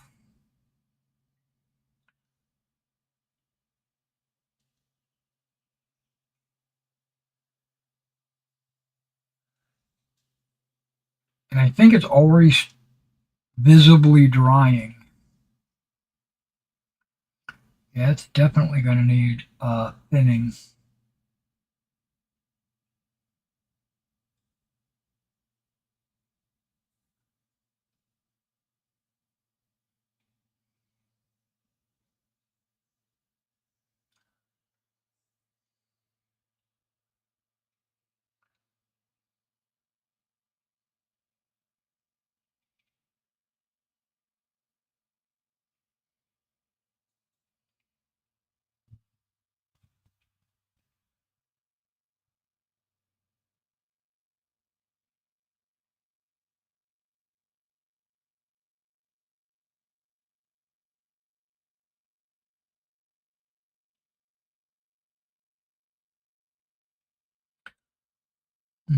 And if it was thin enough,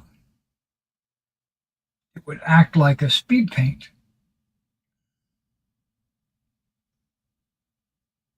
Meaning this would be a really good color for darkness in the shadows. But it's too dark for the bone itself, I think.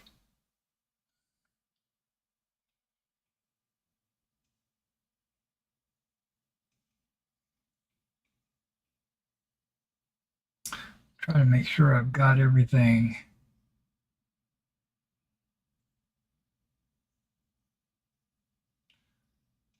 Needs to be bony.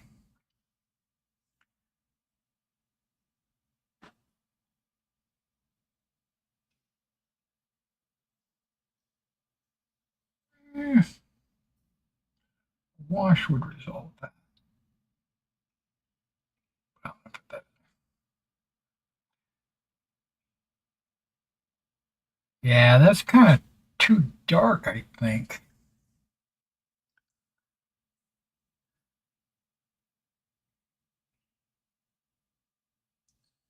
Not as dark as that one. Okay, well, we'll figure it out.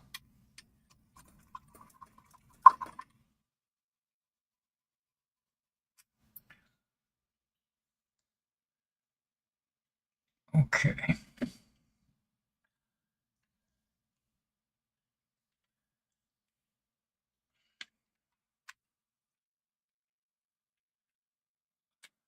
Let's see if we can get some paint out of this.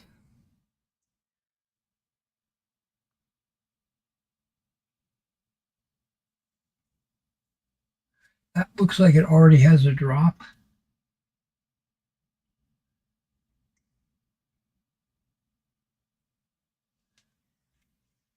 So I'm going to count that as 2 drops. And then I'm going to give it 2 drops of thinner. Going to really thin it out. Even the thinner has the same type of lid.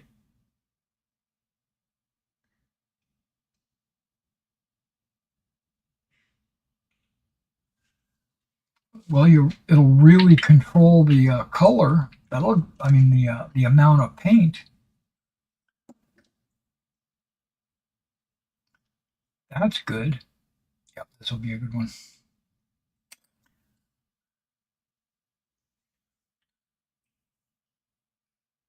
Come on, thinner, get in there.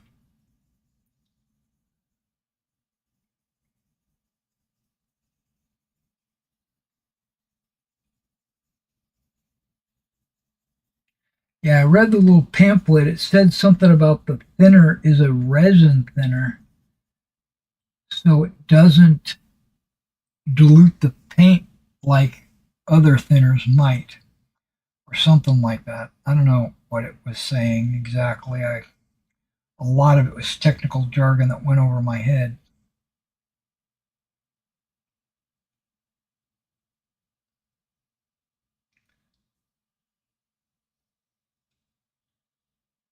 Not really, but self-deprecating.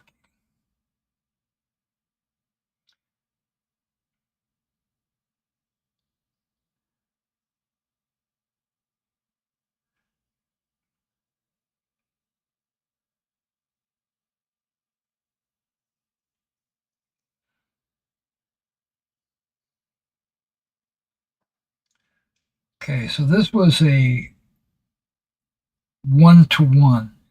Technically it was 2-to-2, but that's 1-to-1.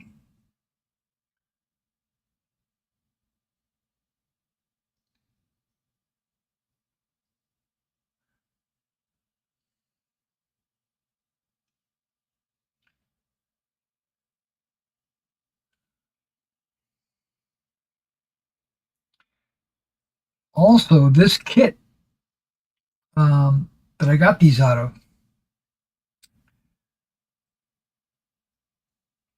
has a skeleton climbing up out of the dirt. I didn't assemble that, but it has one. Got like a little gravestone and a skeletal body climbing up out of the mud. I thought it was pretty cool. But it also comes with an undead lizard, rat, dog looking thing. I didn't put it together, so I don't really know.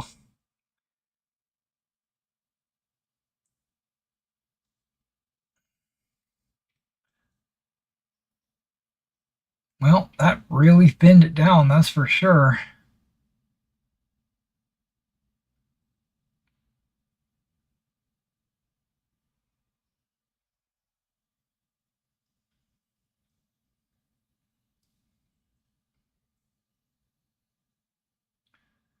It looks a little heavy on the chest. I'm trying to soak it up.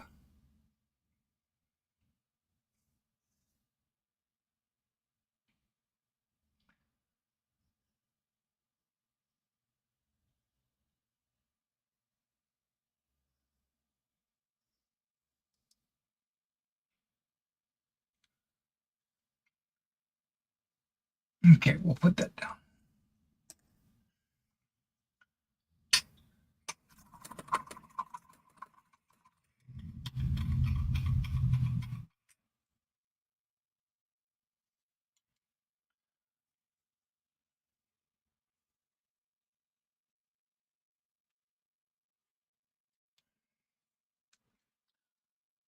One to one.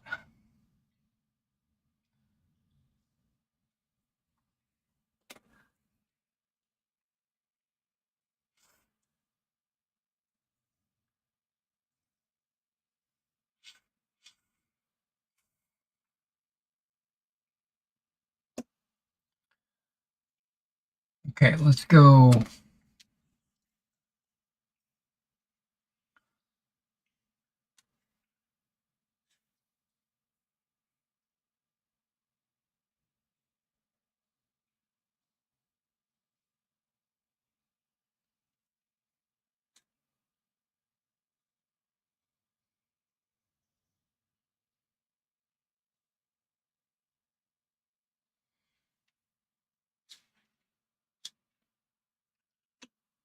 Phone light. Okay.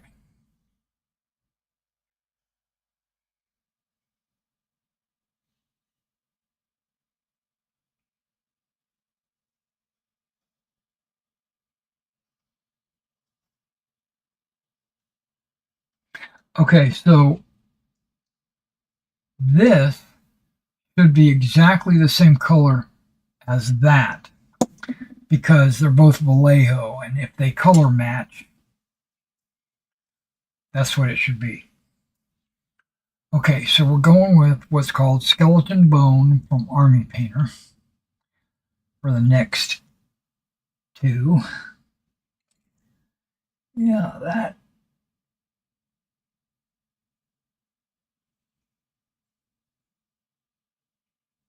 I don't know, it's still a little too brown. I like the shading and stuff, but it's still too brown.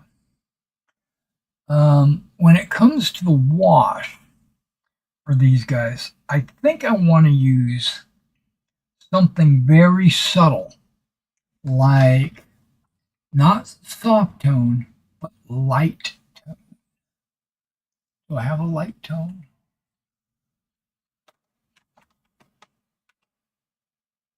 I do. Light tone. Now these I'm not going to wash because that's a speed paint.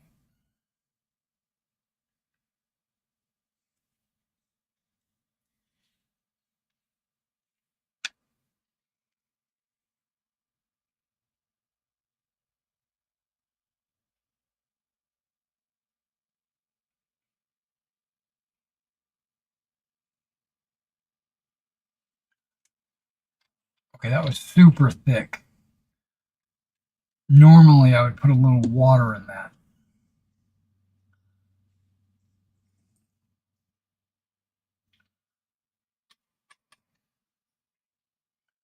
And wet down my brush. There we go.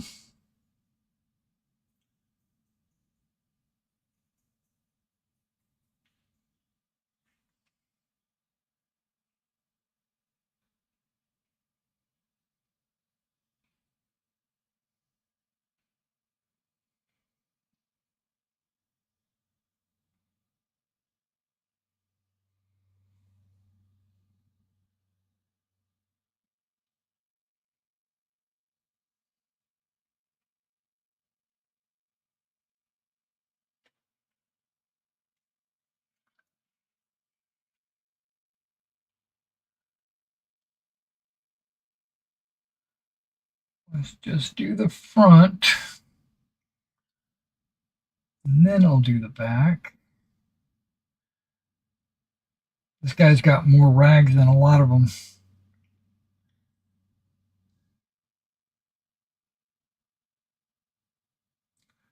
Bones are disguised.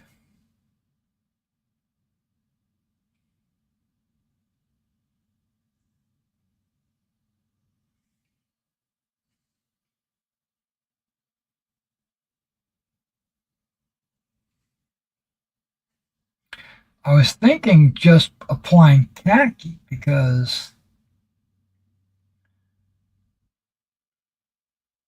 just other colors,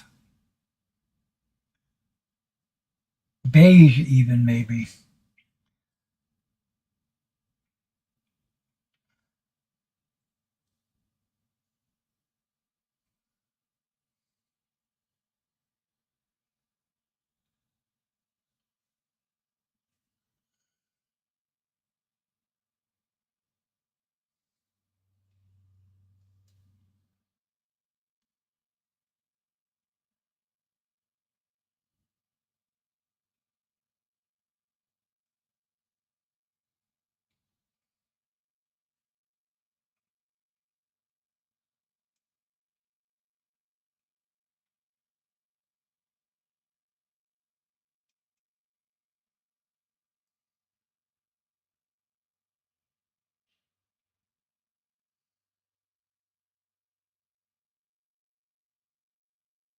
Yeah, this is like uber dark.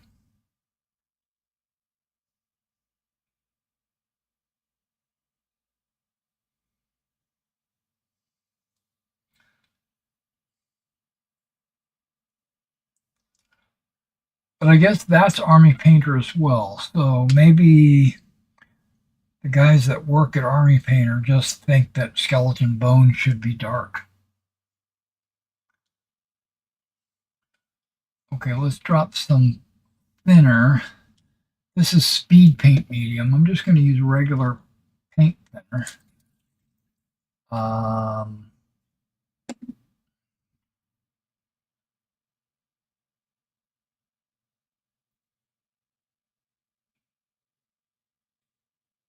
I'm going to use water because that's normally what I use.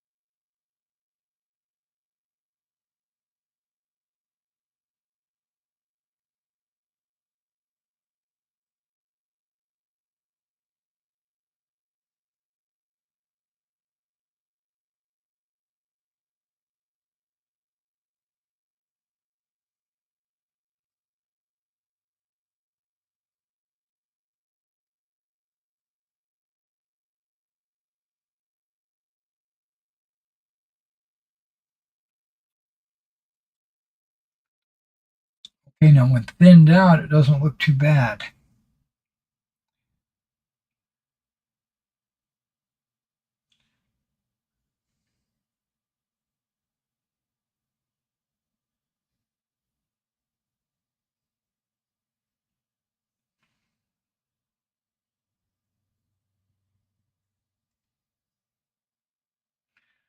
Because now it's acting a lot like a speed paint.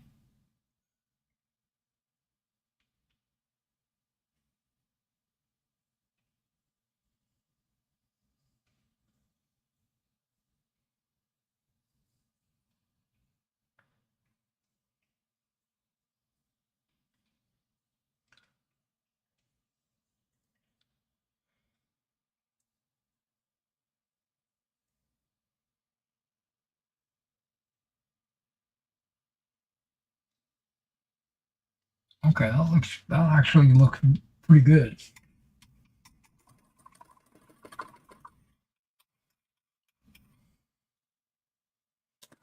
Okay, let me change this to water.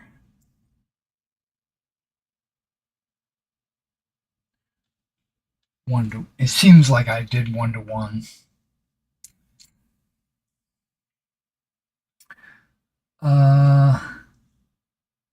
Yep, skeleton bone. Last one, bone white.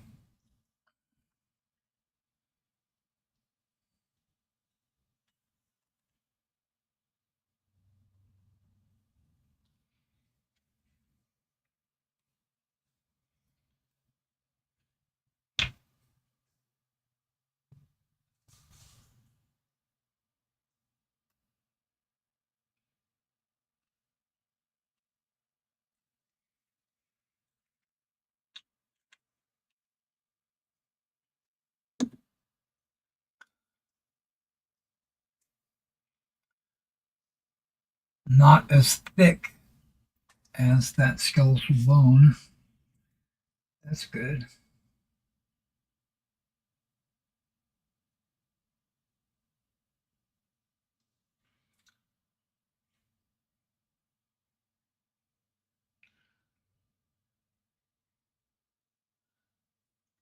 Just do the fronts. What I'll do, guys, is once I get them all painted, we'll do a close-up so you can see what I did. And you can see the results up close.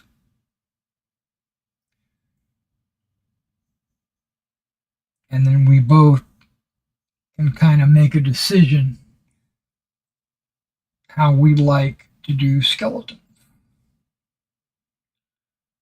Not just skeletons, but any bony construct or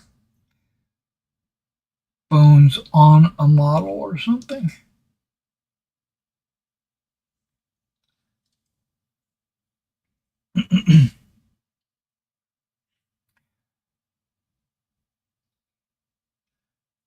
Now the problem with priming it this color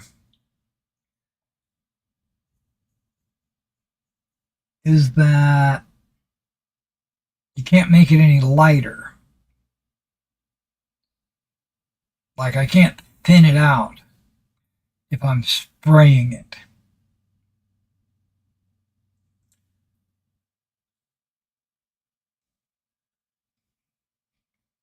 Right? You just got to accept what you got. So I might not like the spray primer. I might like the white and then brush on that same color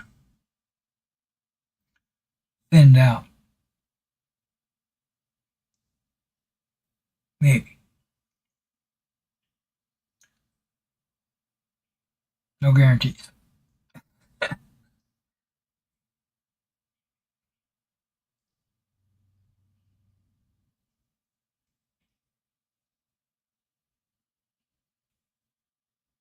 Okay, we got the whole thing covered in base.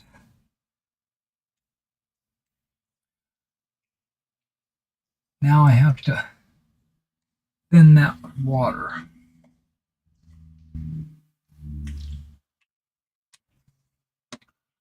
Try again.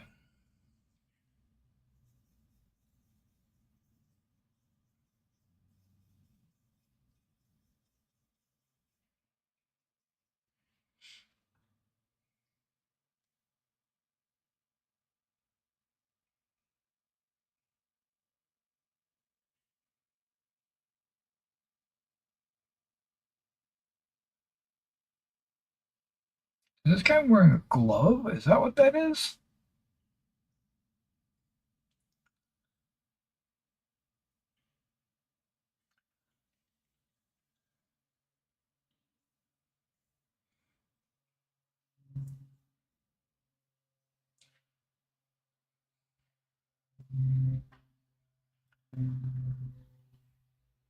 Yeah, it kind of looks like a flanged glove.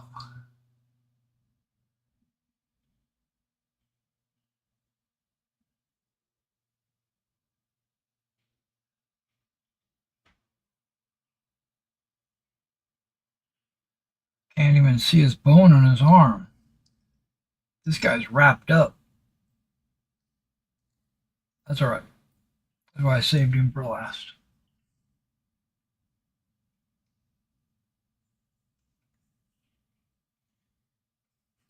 His rib cage is open, so you can judge based on his rib cage.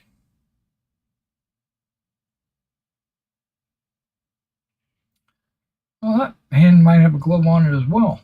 Huh. Okay. Yeah, this guy's a rich guy.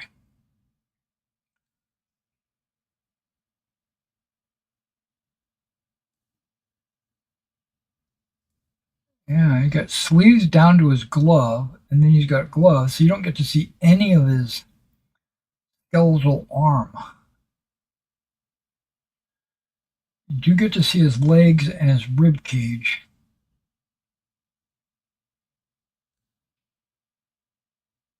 And his face.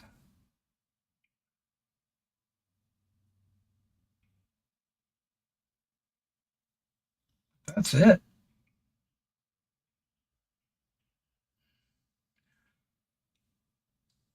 Okay.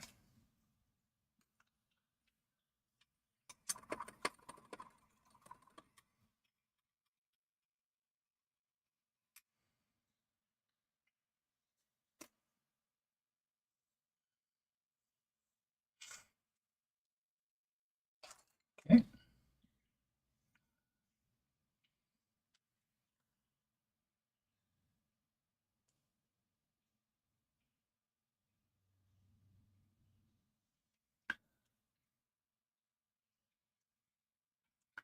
And then the last two would be, I'm just going to say spray.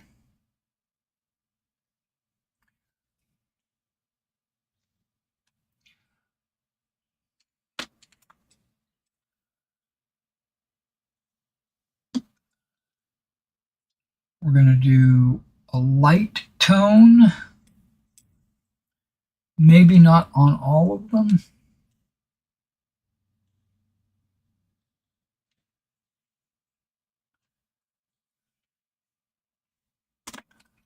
Definitely on some of them. I'm flying through this palette.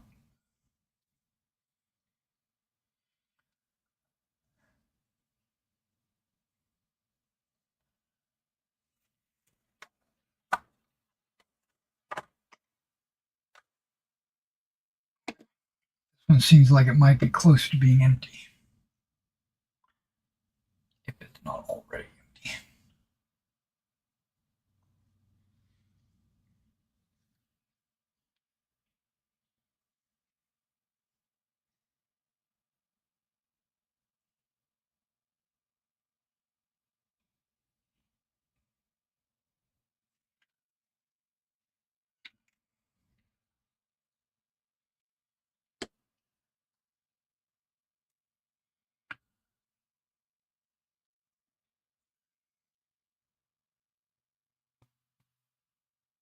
Yeah, we'll do a light tone on this guy, not on this guy. I was thinking about thinning my uh, washes because I almost always do that for my models. You know, like when I do an overall wash, like I finish the model and time to apply a final wash. I thin it out so it doesn't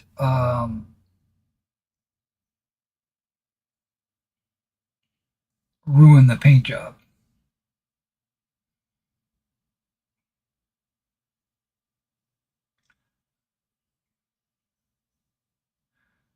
Which I think I am going to do, just not on this first one. I'm going to give it the full treatment.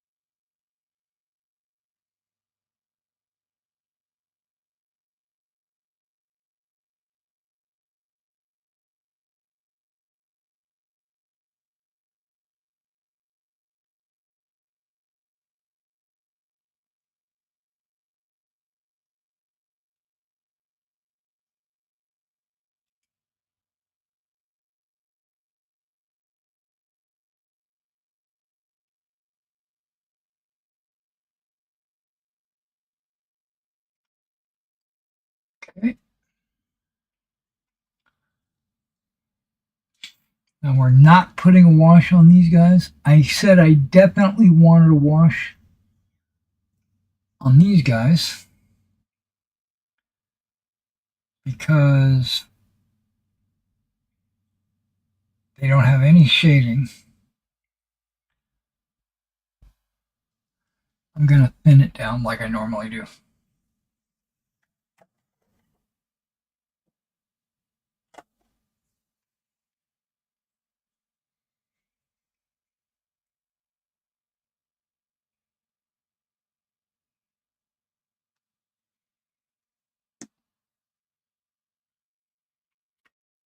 That's not a thinner, that's a flow improver.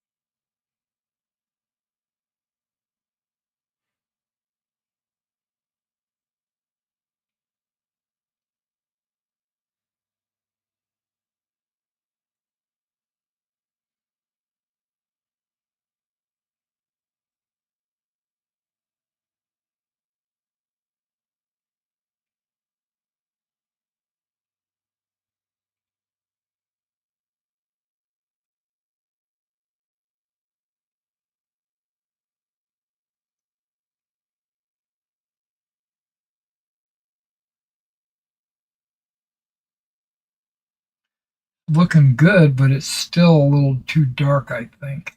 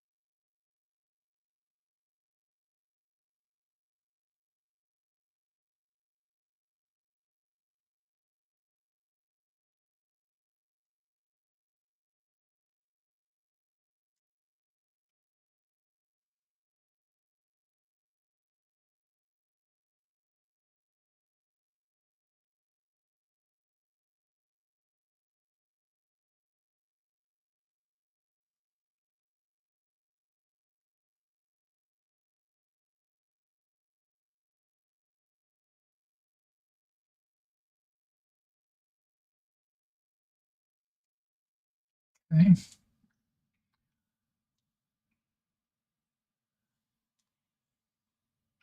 Liquid skill really helps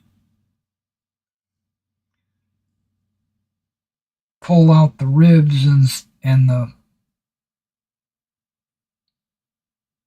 forearms and the knee bulk, the what do they call it, kneecap and the toes.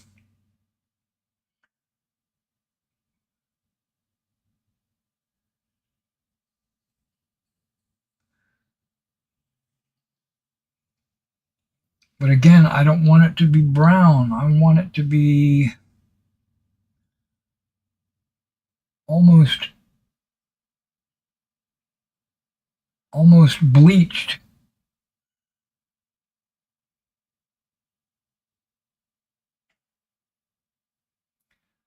These guys look like they just crawled out of the grave.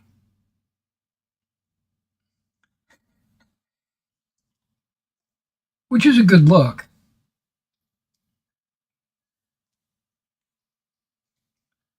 It's not the look I was going for.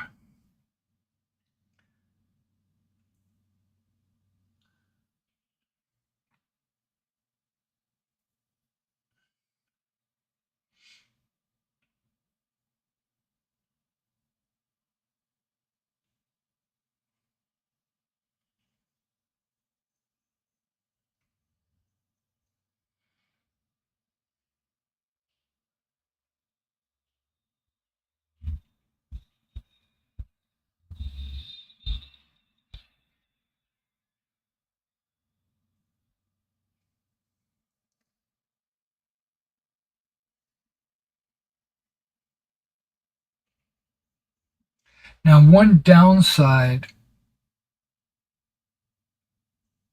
about this box set, I gave them kudos for being good looking models and easy to assemble, but there is a problem.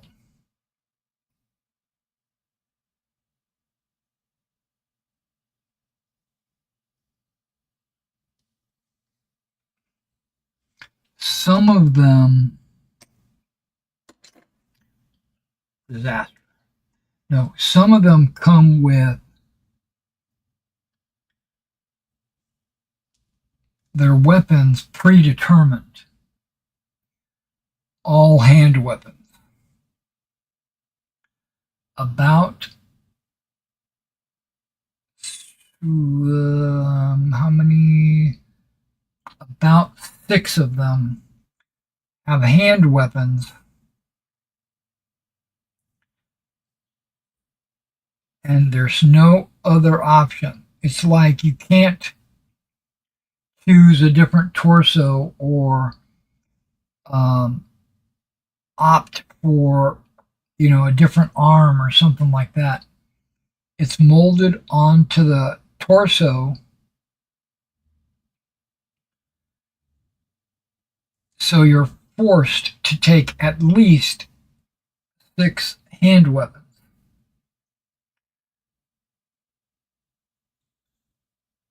Well, that leaves you 14 other models that can be spearmen or hand weapons. Now, the Kings of War, oh, I did it. Okay, yeah, I forgot. Yeah, the Kings of War armies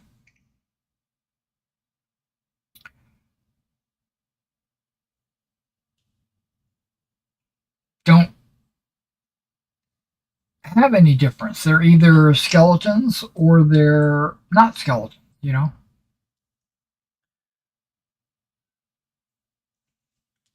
Okay, that one was straight. This is thinned. Okay, got it.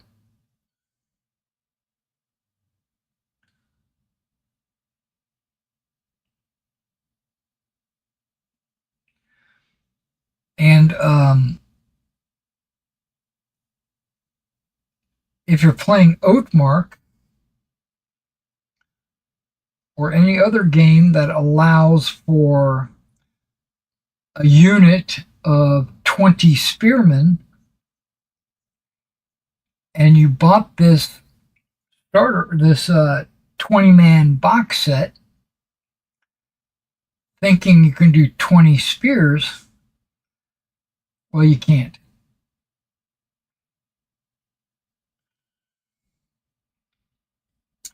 Now,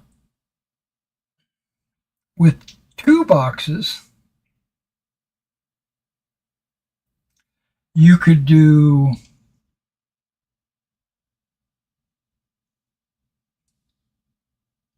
20 spears and 20 hand weapons.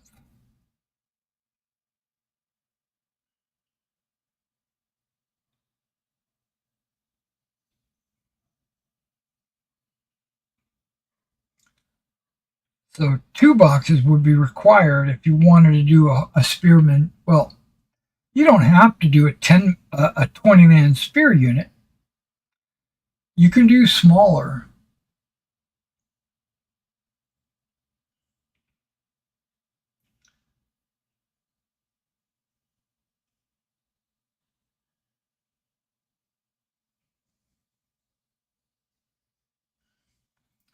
But it just means you have to have 2 boxes to get 10 and 10. No. Let me rephrase that. You can do 10 spearmen. You can do 10 hand weapons. You just can't do 20 of either one.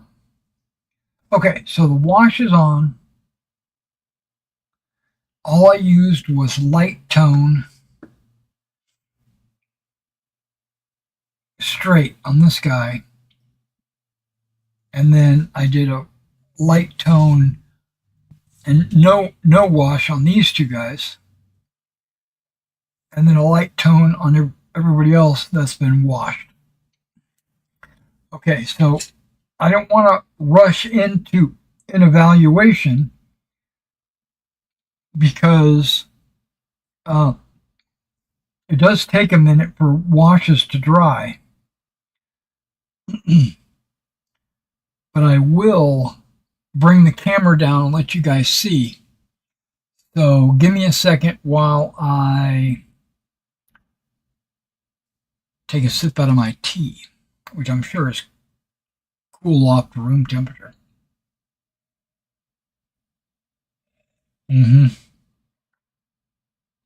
Tea doesn't taste the same when it's cool.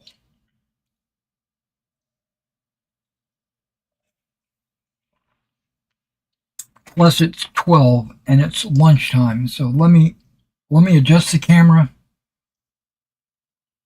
for you guys.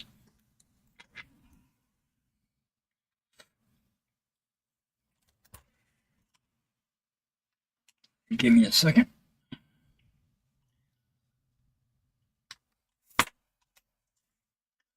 This is not a spinner. This is just hand-picked. Let me switch to close up. Hold on.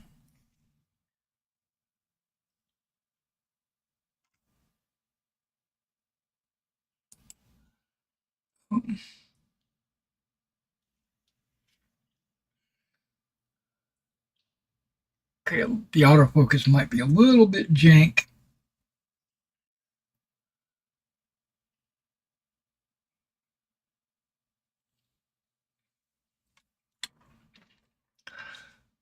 Okay, so let me fix the autofocus because that's all we're doing here. I'm not going to go anywhere else. Brio properties.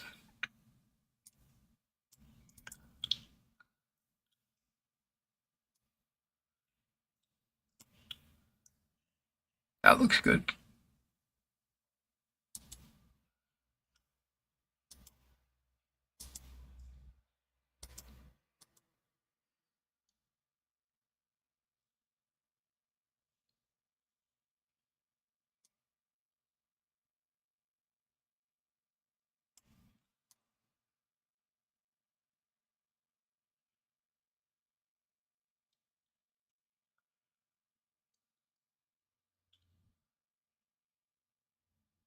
All right.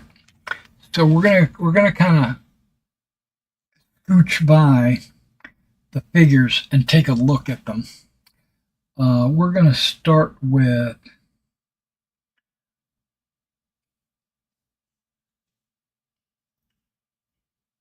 these, and then we'll just work our way down. Right. So on this first guy, he's the Pallid Bone speed paint.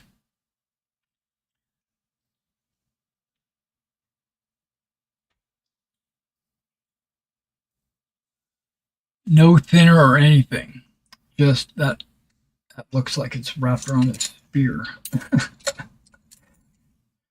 Yeah, that's a Pallid Bone. I don't know if you like that look. It was the easiest to apply. I just slapped it on there. Now all I have to do is go paint all the rest of this stuff.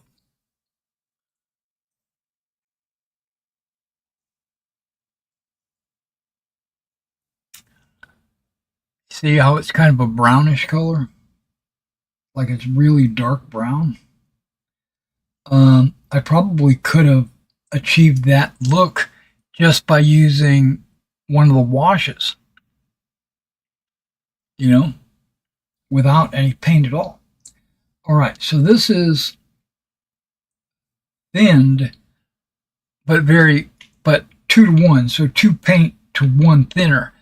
If I went one more, it might have been just it'd be a little bit lighter, which I might try.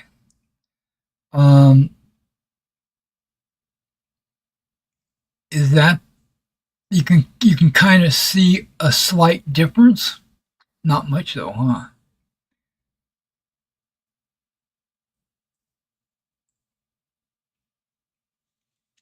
Colors look very similar. That's actually not bad, looking at it on camera.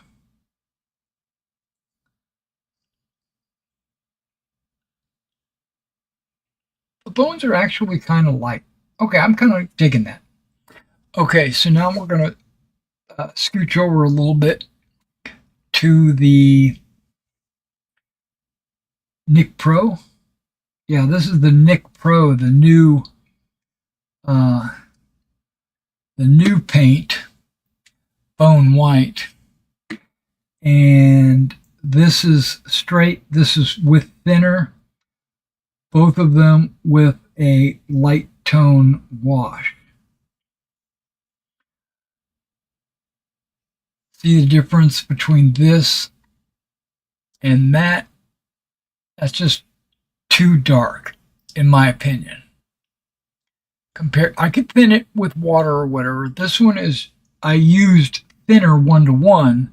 Maybe I could do a little bit more thinner. But yeah, that's dark compared to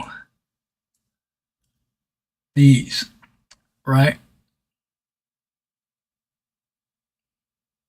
Yeah, I think these are definitely a beautiful color. It went on good, and it's super thick.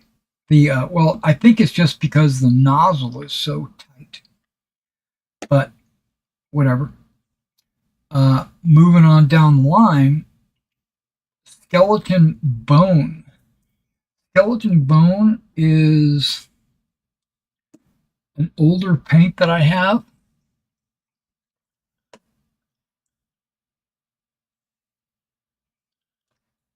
These two guys right here. And this is a thinned skeleton bone with water. This is straight skeleton bone. They still kind of look the same.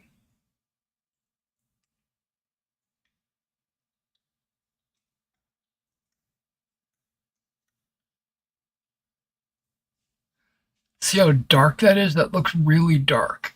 Very similar to the Nicpro.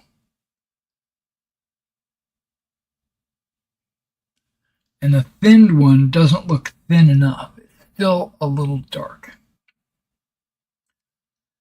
I'm going to pull the Pallid Bone that I thinned out over just to kind of get a a look.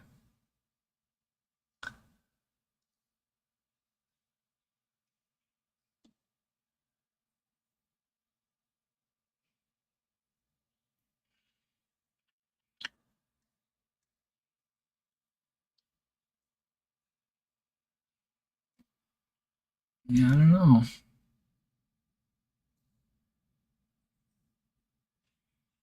All right, let's go. Let's keep going. This one here is the Bone White, which is the Vallejo Bone White on these next two right here. Bone White, thinned Bone White. This thinned Bone White looks okay, I guess.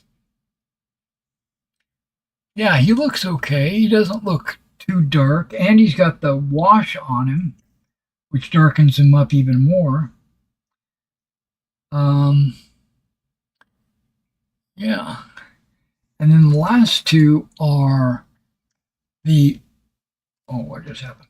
But yeah, the last two were the sprayed ones with a wash.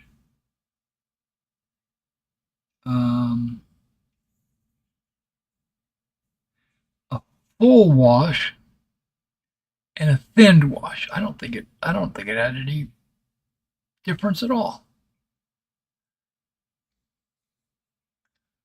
Well, crap! I'm having a hard time deciding. If you think about it, they're all brown, all of them.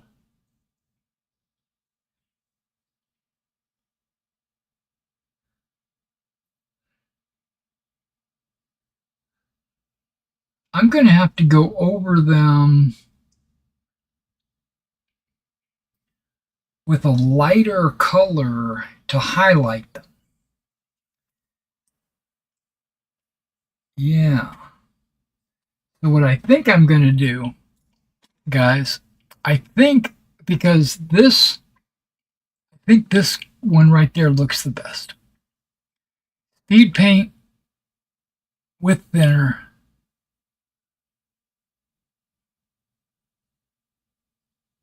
I'm looking at his feet on camera. They're not that white in person.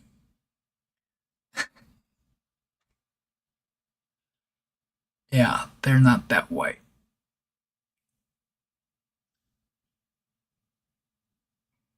But see, I want skeletons to be identifiable as when you're looking at them from 3 feet away,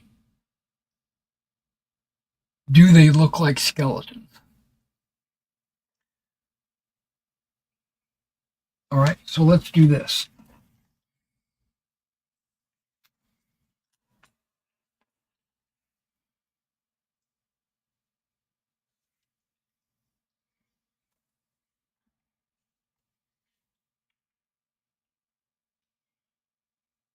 Okay, because I just did that, let me adjust this.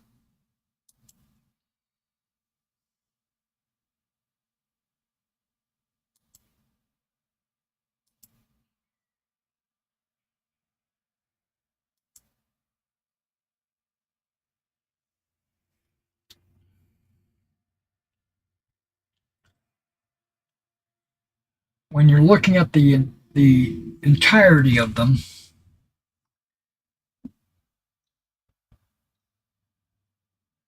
we got bone white, skeleton bone, nick,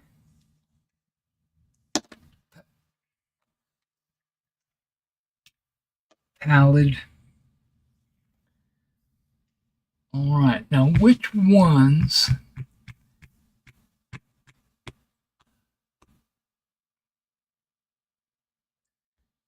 look the best?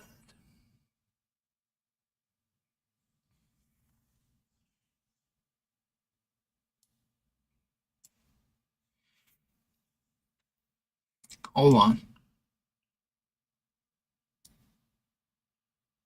I got you zoomed in.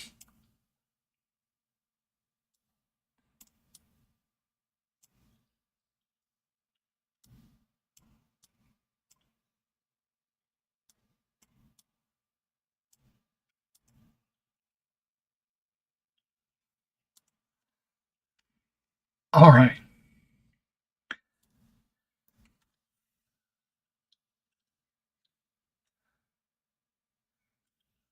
There we go.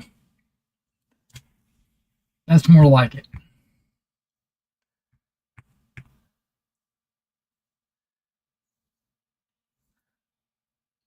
I know these two might have an advantage because they were spray painted and the entire their shield and spear and everything else has the same color.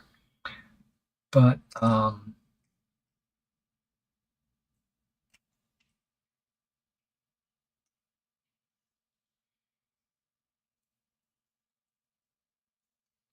don't have any of their clothes or anything like that painted.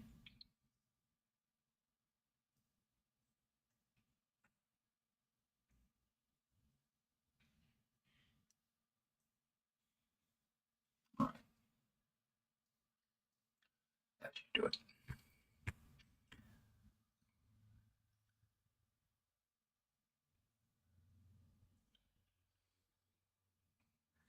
Now I'm starting to think this guy looks good.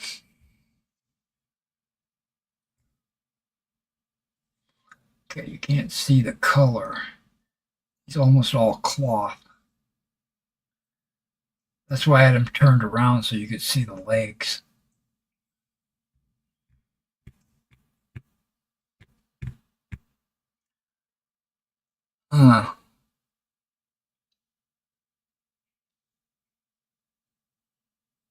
I'm struggling.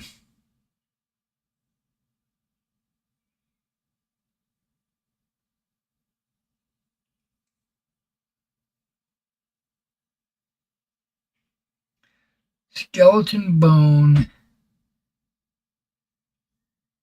This one and this one, I think, are just too dark.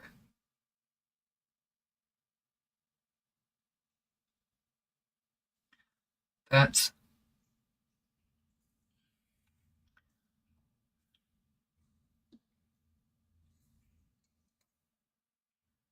these four models. They are just too dark.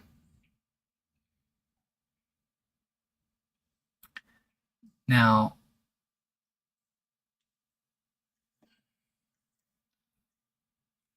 these guys and these guys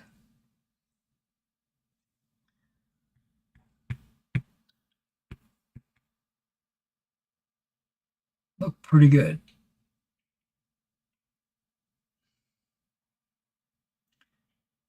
You know what I think I'm going to do?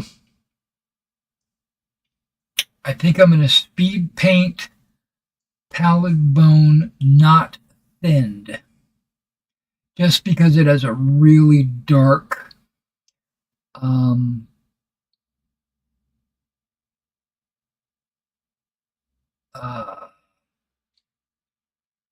not highlight, the low light, whatever that is. I keep forgetting what that is. But with that, if I if I highlight with a very light color, like maybe a wood color or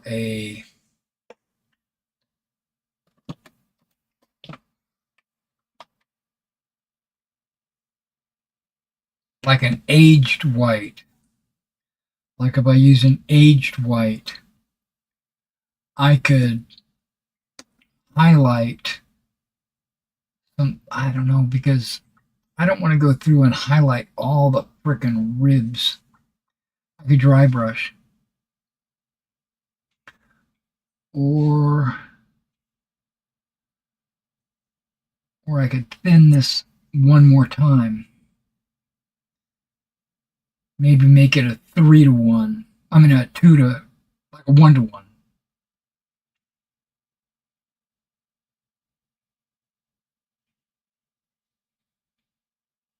I'm going to try that. Maybe not on this video. But I am going to do pallid bone. It's definitely going to be pallid bone. I made that my decision. It's going to be pallid bone. And I'm going to use more thinner. think that's the way I'm going to do it. Collarbone extra thinner. Or maybe a flow improver. But I think that's what the thinner is supposed to be.